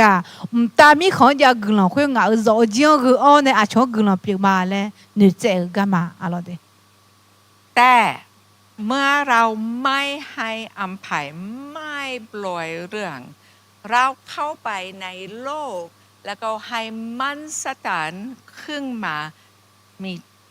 สิทธิ์ในชีวิตแช่งชีวิตของเราเนี่ยอามีมาขาเราเดอาทิหาอีบ้ามาเพียเลยหนูเจ้าเนี่ยอยู่หาจุดแถมาหนึ่งมาเพียเนี่ยจุดแถอยู่หาหนึ่งข้องกูมาเลยหนูเจ้าคุยมิชาเหมือนน่ะมิชาคุยตาขยาขับเบเหมือนน่ะยอซังคุยต่อๆอาดูหนึ่งมาเป็นเนี่ยเราชัดดาวเจอยากให้ยาวเจหนึ่งมาดาวเจคุยอาดูชับพีก็ดูงั้นเราอาคาโดนยังไงนะมันไงเยี่ยนดิฉันน่ะเลยเอาอันไหนเอาพระพรมาจากสว่างหรือเอาคำแช่งทรมานมาจากในโลกฉันอยู่เช่นเรามาจริงเลยแล้วตากุหลงคุยอาดูเดี๋ยวยังอยู่อันเลี้ยวยุกคุยเขามีชาวอยากให้ยาวเจอาจจะเขาเดี๋ยวจะไปดองคุยจริงเลยเอาอันไหนโอเคให้ทุกคนทำทำไมตาอายุละเอียดพันยาอาศัยละเอียดยังกันตากุหลงอาจะจีเมื่ออายุหัดน้องเป็นมาตากุหลงอายุเกิดมาเลยใช่จะง่ายกว่าก็คือบอกว่าเอาพระพรสวรรค์โอเคอันนี้ไม่เอาไม่อยากพูดอันนี้ไม่เอาเราไม่ได้ให้อภัยเพราะว่าเรารู้สึกว่าเขาทำถูกเราให้อภัยเพราะว่าไม่อยากมีเรื่องในชีวิตอยากมีอิสระแสวงหาพระเจ้าเฮดอกเยซูหึงยาเราเดอาดิมาอีบ้าเพียมาและหนูเจ้าค่ะงานละทางละน่าละจอเนี่ยละงานเป็นเนี่ยอีบ้าเพียมาและหนูเจ้าค่ะอายุมาบังมีเนี่ยมันก็งาหามาเดบังละคนนี้มาเช้าละคนนี้น้องละนั่นเนี่ยละเช้าน้องเป็นเนี่ยละชุนเนี่ยละขออายุเยอะเลยคนนี้อีบ้าเพียมาและหนูเจ้าค่ะตากลังคุยยุกเลยไงอาดิมีเนี่ยนะอาดิหาช่วยดึงอ่ะคุย ก็ก็คุยอยู่เนี่ยดูมาจนอาจจะเลยมิใช่อยากให้อยากจะดูมาดูมังดองดูเดซินดองอะไรจอมาแล้วสิน่ะอายุเลยเขามาเช้าแล้วคนนี้ง่ายบ้าเพียมาเนี่ยหนูจะว่ามีเยอะกลัวยุ่งเกินจีบอาจจะไม่เนี่ยนะมีเยอะไอ้ตัวน่าหาจีบไม่เนี่ยหรอเราให้อภัยเพราะว่าเราอยากแสวงหาพระเจ้าไม่อยากให้เรื่องนี้อยู่ในใจแต่หลายครั้งเรากลัวถ้าว่าเราให้คนนี้อภัยเขาจะให้เจ็บอีกให้อภัยเป็นหนึ่งอย่างไม่ต้องไว้ใจแต่จะไม่ให้เรื่องนี้อยู่ในใจต่อไปโอ้เมียปวดดูมาอีบ้าเพียมาแล้วคือมาอ๋อยาเราขวาดูหนูจะอีบ้าเพียมาแล้วคือดูฮะมีเยอะดอกน่าหาหมอมีเนี่ยมามีเยอะนึกมาชาวจีหมอมีเนี่ยมาแล้วก็เมียปวดมาสีดูมากูนึกมาของอะไรเมียก็เมียปวดแล้วยูปวดแล้วพอจนเนี่ยคนนี้เธอเบออายุเรามาสีแล้วขนาดที่พอลันน่าเรามาสีเลยดูฮะนึกเรื่องอะไรแต่อีบ้าเพียดูมาเนี่ยแม่คนนี้นึกมานุที่ยาเปอร์เซ็นต์เลยท่าสีอะไรเดเฮงาที่จอมาพลันน่าละแม่เลยนึกทุ่มหุ่มท่านึกทุ่มสีล้ออะไรเดอะไรเดทุ่มน่าล้อคนนี้ดูมาจากมุที่เจน่าที่เจมางาอยู่แล้วเขาง่ายอีบ้าเพียมาแล้วดูนึกมาเป็นเนี่ยมาพีข้าเป็นมาบีเปียงานึกมาเนี่ยยูโดเจมาแล้วเจเปียงาอีบ้าเพียคือน่าล้อบางครั้งคนจะบอกว่าโอ้ฉันให้อภัยแล้วแล้วก็ฉันสอบดูฉันอยากปิดตาคิดถึงคนที่ให้เจ็บแล้วก็เมื่อคิดถึงคนที่ให้เจ็บแล้วก็เขาทำอะไรถ้าว่าคุณมีอารมณ์ขึ้นมาที่นี่ยังไม่ให้อภัยเต็มที่แต่ถ้าว่าคิดถึงคนนี้แล้วก็ไม่มีอารมณ์คุณให้อภัยแล้วนะดูฮะอีบ้าดูฮะลันนั่นเนี่ยละกันอีบ้าเพียงาแล้วดูฮะเป็นเนี่ยดูฮะยอดูบอมน่าลองอายุเองอีบ้าเพียมาที่เจมังาแล้วยออเมเดจิมินาดูขลีไม่อีบ้าเพียเมเจดงเงยยออเมคนนี้ดูฮะมานี่อีบ้าเพียมีอะไรแล้วดูมาราชันอยู่ห้องที่ปูมีปูให้แล้วขอจังยังอะไรเดดูฮะนึกมาละคุยจีจันยาน้องงั้นอีบ้ามาเพียเหมือนนั้นน้องเฮก็ก็จังไงล่ะหัวจักเกงเฮก็จักเกงนะหนูดูเล่าคุยล่ะจีเรนหนูดูเล่าเนี่ยแหละน้องละนั่นเนี่ยละกันหนูเกงน้องเป็นนึกมาจีเรนหุ่นเอโปโลจอนเนี่ยละเบอร์เลยนึกข้อนยามีสิละเลยนึกมันชอบพูดละมีสิละนึกข้อนมาชินิปิกละมีสิละเลยอย่าชัดสองงาเราดิโอเมียปอดมาอีบ้าเพียมาแล้วคนนี้ดูมาจักเกงหนูเกงหุ่นเอโปโลจอนเนี่ยละเบอร์เราเดี๋ยวเราเบอร์เราเลยการไม่เธอหุ่นเอโปงาโลจอนเนี่ยละยุติจิมาเกลือเงี้ยเลยเธอเลยมั้งดูมาหนูคนหนูละก็อีบ้ามาเพียงาเลยเชื่อมยังงาเราดิอีบ้าเพียงนะดูมาหนูมาเธอมาอ่างาหนูเธอมาอ่างาอะไรแล้วก็หลายครั้งเมื่อเราให้อภัยไม่ได้เราอธิษฐานหนึ่งครั้งแล้วก็ปุ๊บหายหมดเลยไม่ใช่บางคนให้เราเจ็บเยอะมากแล้วก็เราต้องแตกสินใจทุกครั้งคิดถึงเรื่องนี้แล้วก็อารมณ์มาถึงที่นี่แล้วก็รู้สึกอยากร้องไห้รู้สึกโมโหบอกว่าแตกสินใจให้อภัยแตกสินใจให้อภัยแล้วก็บางครั้งเราต้องทำนี้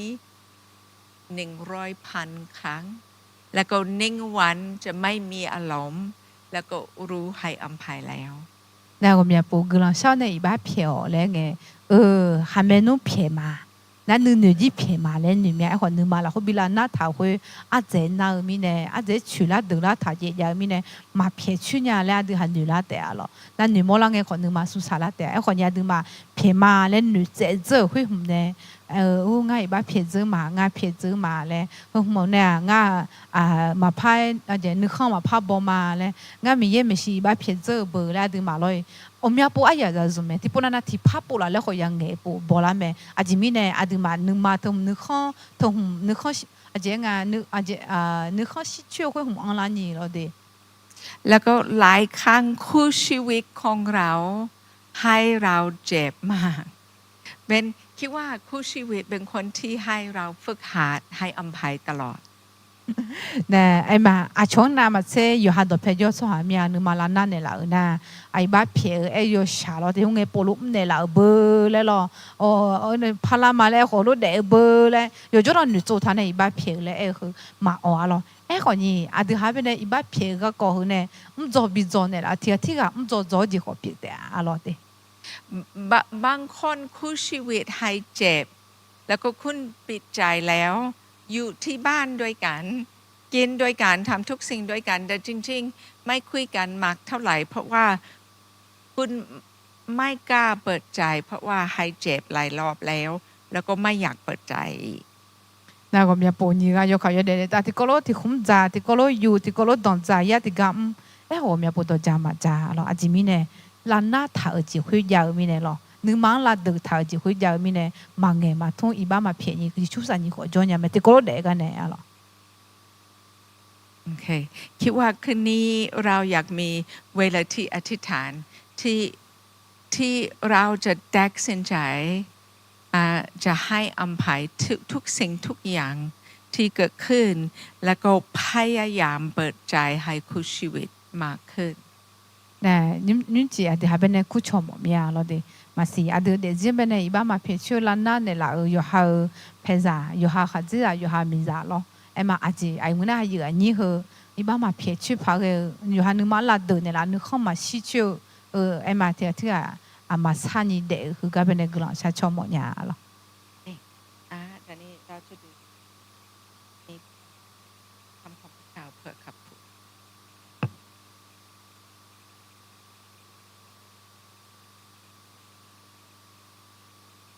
มี1 2 3มันหมด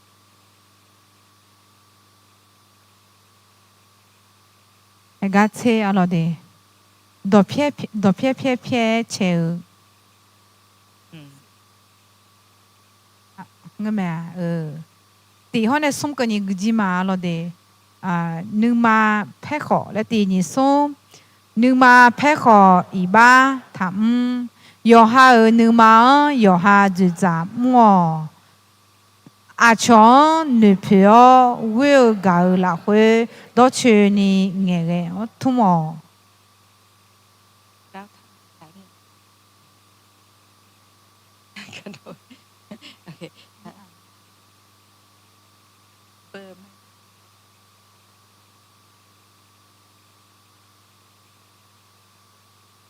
ดนี่พูดเมื่อกี้นี้โอเคไม่พูดนี่โอเคแล้วก็ทำนี่แล้วนี่ไปโอเคดอกเพี้ยมาเพี้ยดอกเพี้ยเชื่อแล้วก็น่าสวยอยู่ในจีมีอะไรมาอยู่ในเราเดยูละโอ้ก็อีกมาเราเดรอจีก็ดูเยอะต่อเลยก็เราเดก็ที่ก็อีกมาเราเด2 ก่อนตีห้องในนี่ที่ก็เรากุมาเรามีเยอะในตีนี่ส้มมีเยอะในอาดัมเบลแม่นี่เยซูอายุก็ดองเบrằng lễ phải gửi chỉ baga yêu đong bể mẹ. Ok. ตั้งแต่พระเจ้าสั่งมนุษย์สั่งผู้ชายกับผู้หญิงพิธีแรกเราเห็นในพระคัมภีร์เป็นพิธีแต่งงานเป็นบางสิ่งที่พระเจ้าเรื่องตั้งแต่สั่งมนุษย์ครอบครัวเป็นบางสิ่งสำคัญแล้วก็ความสัมพันธ์ภรรยาสามีด้วยกันสำคัญมากในใจของพระเจ้าอาจารย์เหรอมีเยอะไหมสิเหรอจอจีเหรออาเยนี่เดนี่คือการมองละมีอะไรจีมินน่ะมีเยอะชอบจะก็ดูอาตอมเบลบ้าจีเหรออาตอมเบลจะยบุมันอาตอมเบลบ้าจีอาตอมเบลจีเป็นอะไรมีเยอะเนี่ยอะไรเดและอัศจรรย์แรกที่พระเยซูถามเมื่อพระเยซูเริ่มถามพันธกิจเป็นที่พิธีแต่งงานที่เขาเอาน้ำเอามาเป็นน้ำองุ่นสัมภาระเยซูก่อนนี่เราอายุเนี่ยตอนเล็กพาก็จีต้องไปคุยขณะพัวเป็นเนี่ยบ้าก็มาจู่คุยก็จะอุบิเราคุยต้องไปก็มุ่งจีบอ่ะโอเคภาษาส้มที่ก็มาจอจีแล้วทีนี้ส้ม rõ gì họ cho chịu các có gà khép bỏ lù song pa yi xuân cho nó họ nó mi so ra to lù khá khổ chỉ raแต่ เมื่ออาจารย์พอลโลกำลังประกาศแล้วก็คนที่เฝ้าคุกที่อาจารย์พอลโลอยู่เขาบอกว่าคุณจะรับเชื่อแล้วก็ขับขั้วของคุณจะได้หมดเลยจะได้รับความรอดเมื่อสามีแตกสินใจจะได้รับความรอดจะมีอิทธิพลกับขับขั้วหมดเลย nè gà khai bỏ lù còn nhỉ em mà dọn chiếng em cứ thằng à lo đấy thì mi nè Giêsu khai liền chọn lên nó chọn na khá khổ chỉ ra thế à lẽ dọn gì à đại cái nữ chéo nè em mà chọn cái na giờ dọn gì có khá khổ chỉ ra โอเคเบอร์สี่ thì có lúc mà lo đấy song pa hay sa gi là tiền nhỉ xóm song pa hay sa gi si thọ thế nhỉ na lù ga mi ye ở gà đủ nghe tao Isaiah ene nó nhung chi yo mừng là sao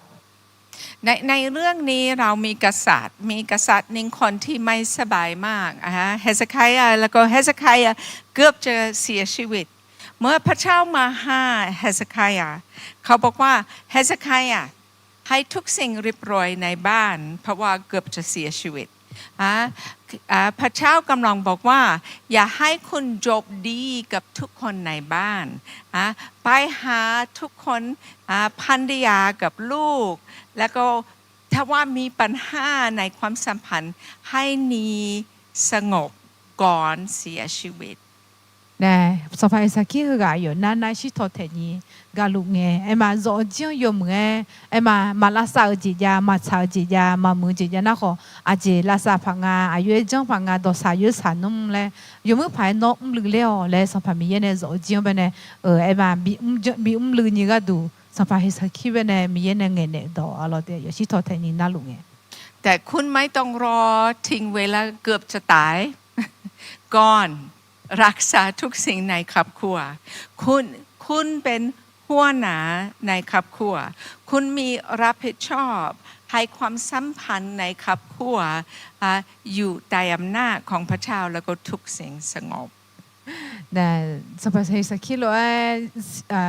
ji le nghe asa saga mà đọc nghe được mà lo đi nhung này đồng béo này aje mà sang cái mà mừng là chỉ là sa phá cái là yêu mừng là sao lo đi nó rồi gì nữa sa ra phải โอเคป่ะฮะ thì có cái mà khali giờ là tiền như sum khali giờ rồi gì mi ye nữ mà cháo nữ không xíu chỉ bị mua lại mẹ khali giờ rồi gì yo shu lo nhà cha mẹ ngã ho ngã rồi gì noa mi ye ga mua lại mà โอเคคำพูดของยาชูวาที่นี่ซาลาโลเจชอบขอพระคัมภีร์นี้เพื่อขับขั้วของเราจะแสวงหาพระเจ้าถ้าว่าคุณไปที่บ้านของเราแล้วก็เมื่อเข้าไปที่บ้านเรามีขอพระคัมภีร์อยู่ที่กำแพงเพราะว่าเป็นข้อพระคัมภีร์สำหรับขับขั้วของเรา nè hơi đưa ngã phải rõ chiều cho lý đưa họ thì được biểu mà nó để yếu số này nghề đỏ rồi nó để yếu số này nghề cái ngã họ ngã rõ chi lo nuôi chứ mi ye ga mua lên mà lên nó để nãy giờ mi đã xả lốp phải phải gì nhỉ ít con lên ít con nó thứ mà như bộ thái bây giờ mà ngã họ này ngã rõ chi lo nuôi mi ye ga mua lên mà lên nó sẽ thở rồi อยากนุ่นใจทุกคนมีข้อพระคัมภีร์เพื่อครอบครัวของคุณจะเป็นเป้าหมายสำหรับครอบครัวของคุณเราจะแบ่งขอของเราคุณใช้ได้ nè từ mà họ cả bên này một mía nó để有哈rõ gì cái đủ em mà这里ada bây giờ một nhà nó有哈rõ gì mình có thể ayu trong lại lệ ayu biểu lại lệ aje bị biểu lại lệ nó để thì mình này cái như这里họ được họ gửi nhà mẹ ngà giờ lo ngà phải này gửi thằng这里họ được họ nó mà họ những gửi nhà tệ à lo แล้วก็เมื่อมีข้อพระคัมภีร์ที่เป็นเป้าหมายจะใช้ในใจของลูกแล้วก็ภรรยาสำหรับทุกสิ่งทุกอย่างที่เราจะท เราจะยกพระนามของพระเจ้าแล้วก็จะแสวงหาพระเจ้าครอบครัวของเราจะเป็นพระพรสำหรับคนอื่น那阿德早记了会哎嘛，要读要起包呢，阿德有带来嘞，米耶呢有抢来嘞，有别来嘞，要读包呢，米啥个，你妈好多呢，那咋的你妈好多呢个，这个路嘞呢，但米耶边呢包你个读米耶，这个带有读汤，米耶这个带会有呢带人你个读啊咯。อยากขอทีมนมัสการกลับมาที่เวที超着车的个读个，这包啦呢啦的，啊咯的。พระเจ้าอยากให้ครอบครัวของเราเป็นพระพรแล้วก็แต่มีหลายสิ่งหลายอย่างที่เกิดขึ้นในครอบครัวที่ไม่เป็นพระพรที่เจ็บมีเยอะอาดูหามไปเนี่ยกุหลาบบีเปียเลยแม่อะไรเดกุหลาบบีเปียจอจีกุหลาบจอจีบีเปียเลยแม่เราหัวคนนี้อาดูหามไปเนี่ยกุหลาบบีเปียนี่ก็ดูก็ไม่อาจจะอาดูหามไปเนี่ยลานาลาชิลุแม่แล้วก็มีบางเรื่องมีปัญหาในครอบครัวที่รู้สึกใหญ่มากแล้วก็ที่ทิ้งรู้สึกว่าไม่มีความหวังพระเจ้าช่วยครอบครัวของเราไม่ได้นะมาสิอาดูมาก็มีปุ๊งงาจอจีมันงาก็จะก็ก่อนนู้อาเจหือมีเนี่ยซึ่งอามาดีเลยถ้าก็ที่อามาชอบปัญญาและก็ไปถ้าหนูมาหนูทุ่มช่วยนี่จ่ออาดูมาเดี๋ยวสิแล้วคุยจ่อรู้แล้วมาสิอะไรแล้วก็มีหลายคนที่ลูกของคุณไม่เดินกับพระเจ้าไม่แสวงหาพระเจ้านะมาสิเขาก็อาดูจะที่ก็น่าจะจิ๋วจะจ่อแล้วมาสิงาจะโน้จะแล้วงาจะโน้มีเยอะมาสิเนี่ยมีเยอะก็มาช่างแล้วมีเยอะมาปูจะซาลาโลกับเมเนนซี่มีลูกหนึ่งคนไม่แสวงหาพระเจ้าแล้วก็เจ็บแล้วก็อธิษฐานแล้วก็เชื่อในวันลูกจะกลับมาหาพระเจ้านะงาเขาจะนี่งาโจที่ก็มีอย่างมาปูนี่มาโจมาเราเนี่ยนะจะมีเนี่ยงานอยากว่าอยากดูกุหลาบชาชอมาที่น้องกุหลาบเนี่ยอยากมีอย่างชาปูลาแต่และมีอย่างกำลาแต่เลยไม่มีปัญหาในครอบครัวของเราที่ไม่ใหญ่เกินไปสำหรับพระเจ้าของเรานะอาดูก็จะก็อันนั้นนี่คืองานแล้วคนนี้มีเยอะแต่มาคือเจ้ามีเยอะอาดูหังชอบบ้านยังไงเราอยู่ที่จังนั่นรู้อาดูก็จะก็จะอยู่ที่นั่นรู้มีเยอะชอบบ้านยังไงแต่เราต้องแตกสินใจจะให้ตัวเองอยู่บริสุทธิ์ให้ความคิดอยู่บริสุทธิ์คนนี้อาดูมีเยอะบ่าวคือมีเยอะไม่ชอบบ้านยังไงและอาดูสิ่งอย่างคุยแต่มังอาดูหายันหนึ่งเจมินะงาเดซี่ยมือยช่วยงาหนึ่งงาเดซี่คือยมือยช่วยเดมาเลยยันหนึ่งเจมิแต่เราต้องให้อภัยคู่ชีวิตเราต้องให้อภัยลูกเราต้องทุกสิ่งทุกอย่างที่อยู่ในใจที่ให้เจ็บเราต้องแตกสินใจอยากลอยแล้วก็ขอพระเจ้าให้อภัยนะอาดูที่แล้วก็จะหนุนเสมอหรอน้องเอาเดี๋ยวสิละคุยอาดูละทางละนะอาดูละจอนเนี่ยละอาดูละบ้านเนี่ยละจามาอากูเจก็ก็ละห้องของงี้อาดูบิชุบิเดละเนี่ยละกับแบบพิลูก็คืองาเพียเจมาแล้วงาอีบ้าเพียมาพับพีมาแล้วจะเพียเจก็ดูยันหนุนเสมออยากนุนใจทุกคนยืนขึ้นโยนารุทั่วหรอ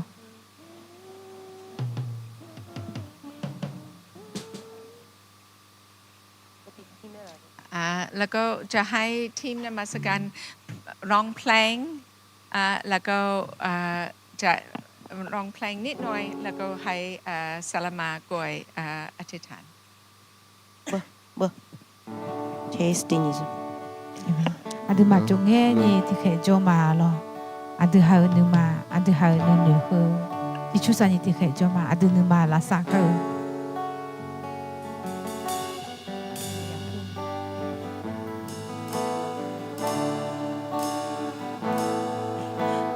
เจมิเน่น้องแม่คนนี้เยซูอาดูมาเป็นอะไรกันมาสิที่กันนะ lên nhiều lo Áo hoa khá khôn nè lao Tên gì đâu gần nè lao ca Con thiên nhân đi ayo thì cô là mà để mưa cha mi ye so mưa cho người ta gọi là đồ xe nó có đủ lẽ cứ là sát này mọi nhà nó có đủ lẽ cứ là sát này mọi nhà ngã giờ là ngày ba phiếu mà ngã nữ mà không biết nó phải ăn này chưa mà lên nhiều là họ còn mà phiếu nhà đi mà dưới nhà đi ayo thì có lúc theo là nhà lên ngã ayo thì có lúc cả bé con nhà mà phiếu nhà nhà lên ngã thế mà bé lên nhà lên nhiều người na lao nó có đủ là sát này mọi người mẹ nóแต่มาเบลมีเอ็นน้องเพื่อเพียงหมดมีเอ็นน้องคือเรามีหมดถ้ามีเนี่ยน้องมาเพียงหมดมั้งเนี่ยน้องอีมาเพียงในหมดเนี่ยข้าไม่ยกเขามาพี่หมดไอ้คนนี้คือเราหัวเมียปูเช่าหัวเมียปูงาเบียดเซมาเล่นอยู่ไงมาเบียดเซนี่น้องอ่ะข้าเป็นคนรู้เนี่ยหนึ่งมาบิซ่ามาอยู่กันเลยนึกสามาสานีน้องข้าไปมีคนรู้อยู่ปีน้องมีเองน้องชอบมาเลยแล้วก็ลาโดนเนี่ยก็เรามีชาชอลาหมดนะเขาลาโดนอีน้องอ่ะอายามอ่ะอายามที่เคยซุ่มข้าวจะบัดดาเนี่ยเรามาสิอากูกันเนี่ยมาสิน้องอ่ะนึกมาลันน้าเท้าเนี่ยกับไปยกข้อพิลูมาพิเศษอย่างนี้จ้ะมาพิเชษมาพิเจนยาเล่นเดี๋ยวขับไปคอนดูลาดูโนก็ดูอินน้องอายามสาระกันอายุโดยชาดูก็ชาเลยนะอาดูมาฮึกาโจดูก่อนนี้อยู่หาหนึ่งมั้งพี่ลูกขับไปคุยอยู่หาจีนมีเยอะจนเนี่ยอายามมีเพียงร้อนฮาเลลูยาฮาเลลูยาเยซู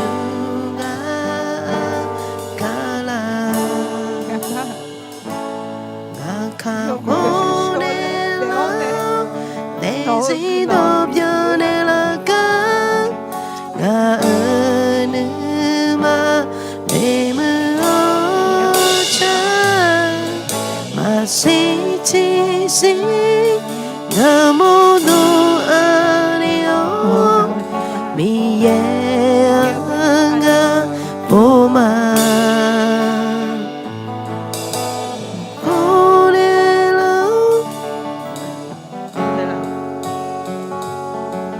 nga anu ma ne mu o cha mi ye so mu nga ne si do pya ne la la ba cho lu nge yam cha nge choba nelame ma ko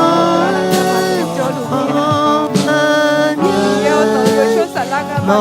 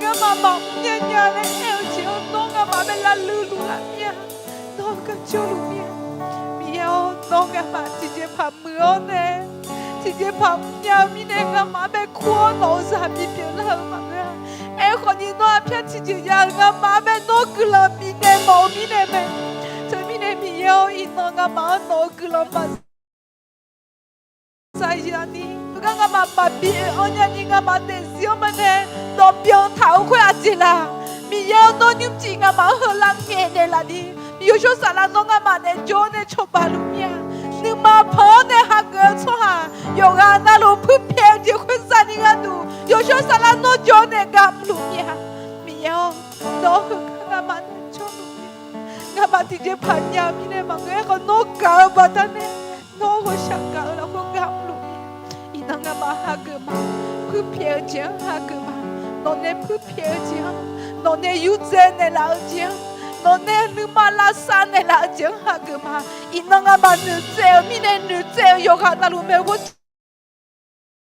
从大连一个都，明年我嘛这个你妈头你讲头呢？明年我嘛拿个人来爱喝我哈说，只要那个天命的路，然后呢，就个都个了天呢，侬那个嘛错，咱们呢阿偏比较难拿路，我嘛去到去要从大连你个，明年我当兵的老命，明年个了嘛，伊那做么哎呀表个。ngah ga biyo ne la ngah mane ni do mang e khon non ne ngah ba ne se ne la ga ya biyo mi ne mi yo glong ma no ngah mang khu se o bi jo bi ne la ga ngah ma a ji lo nya le mang mi e no ngah ma mo chi ngah ma la sa ne mo chi ngah ma la mu ne mo chi ngah ma la cha ne mo chi ya mi ne me Mio gelahuma ina ayah hula ko bisa jo gelahuma mio gelahuma no ngamang ni ma la pian ne la mine ngamang yo chena la ga du no ngamang dong bi benya ne la mine gelahuma ta mio gelahuma na ina adong be kha no sa sa ma me wo je no ngamang ne jo ne ga yo mu kha asa yo mu sa ya ni no la sa ga du adong be le ne la ne ngamang ga le ni ko ngamang mu nya ni ko mi ye no ngamang dong be ne la cho pa ne la yo du bo mi ne mi yo i no ngamang no klan ja che ma gelahuma Kita tahu Yesus Kristus yang wene guna sama. Amin. Yohana lu tak biar musa deh Allah. Selamat.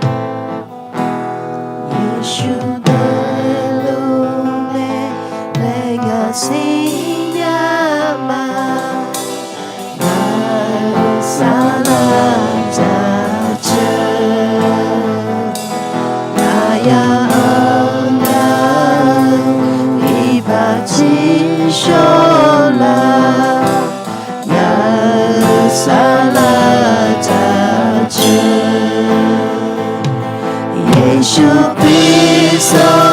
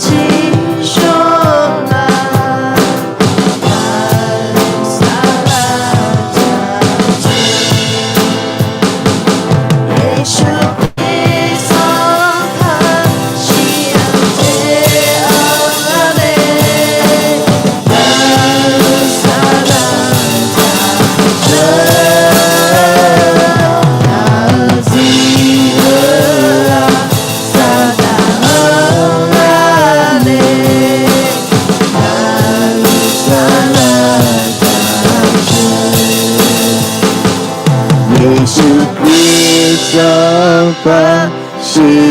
Dia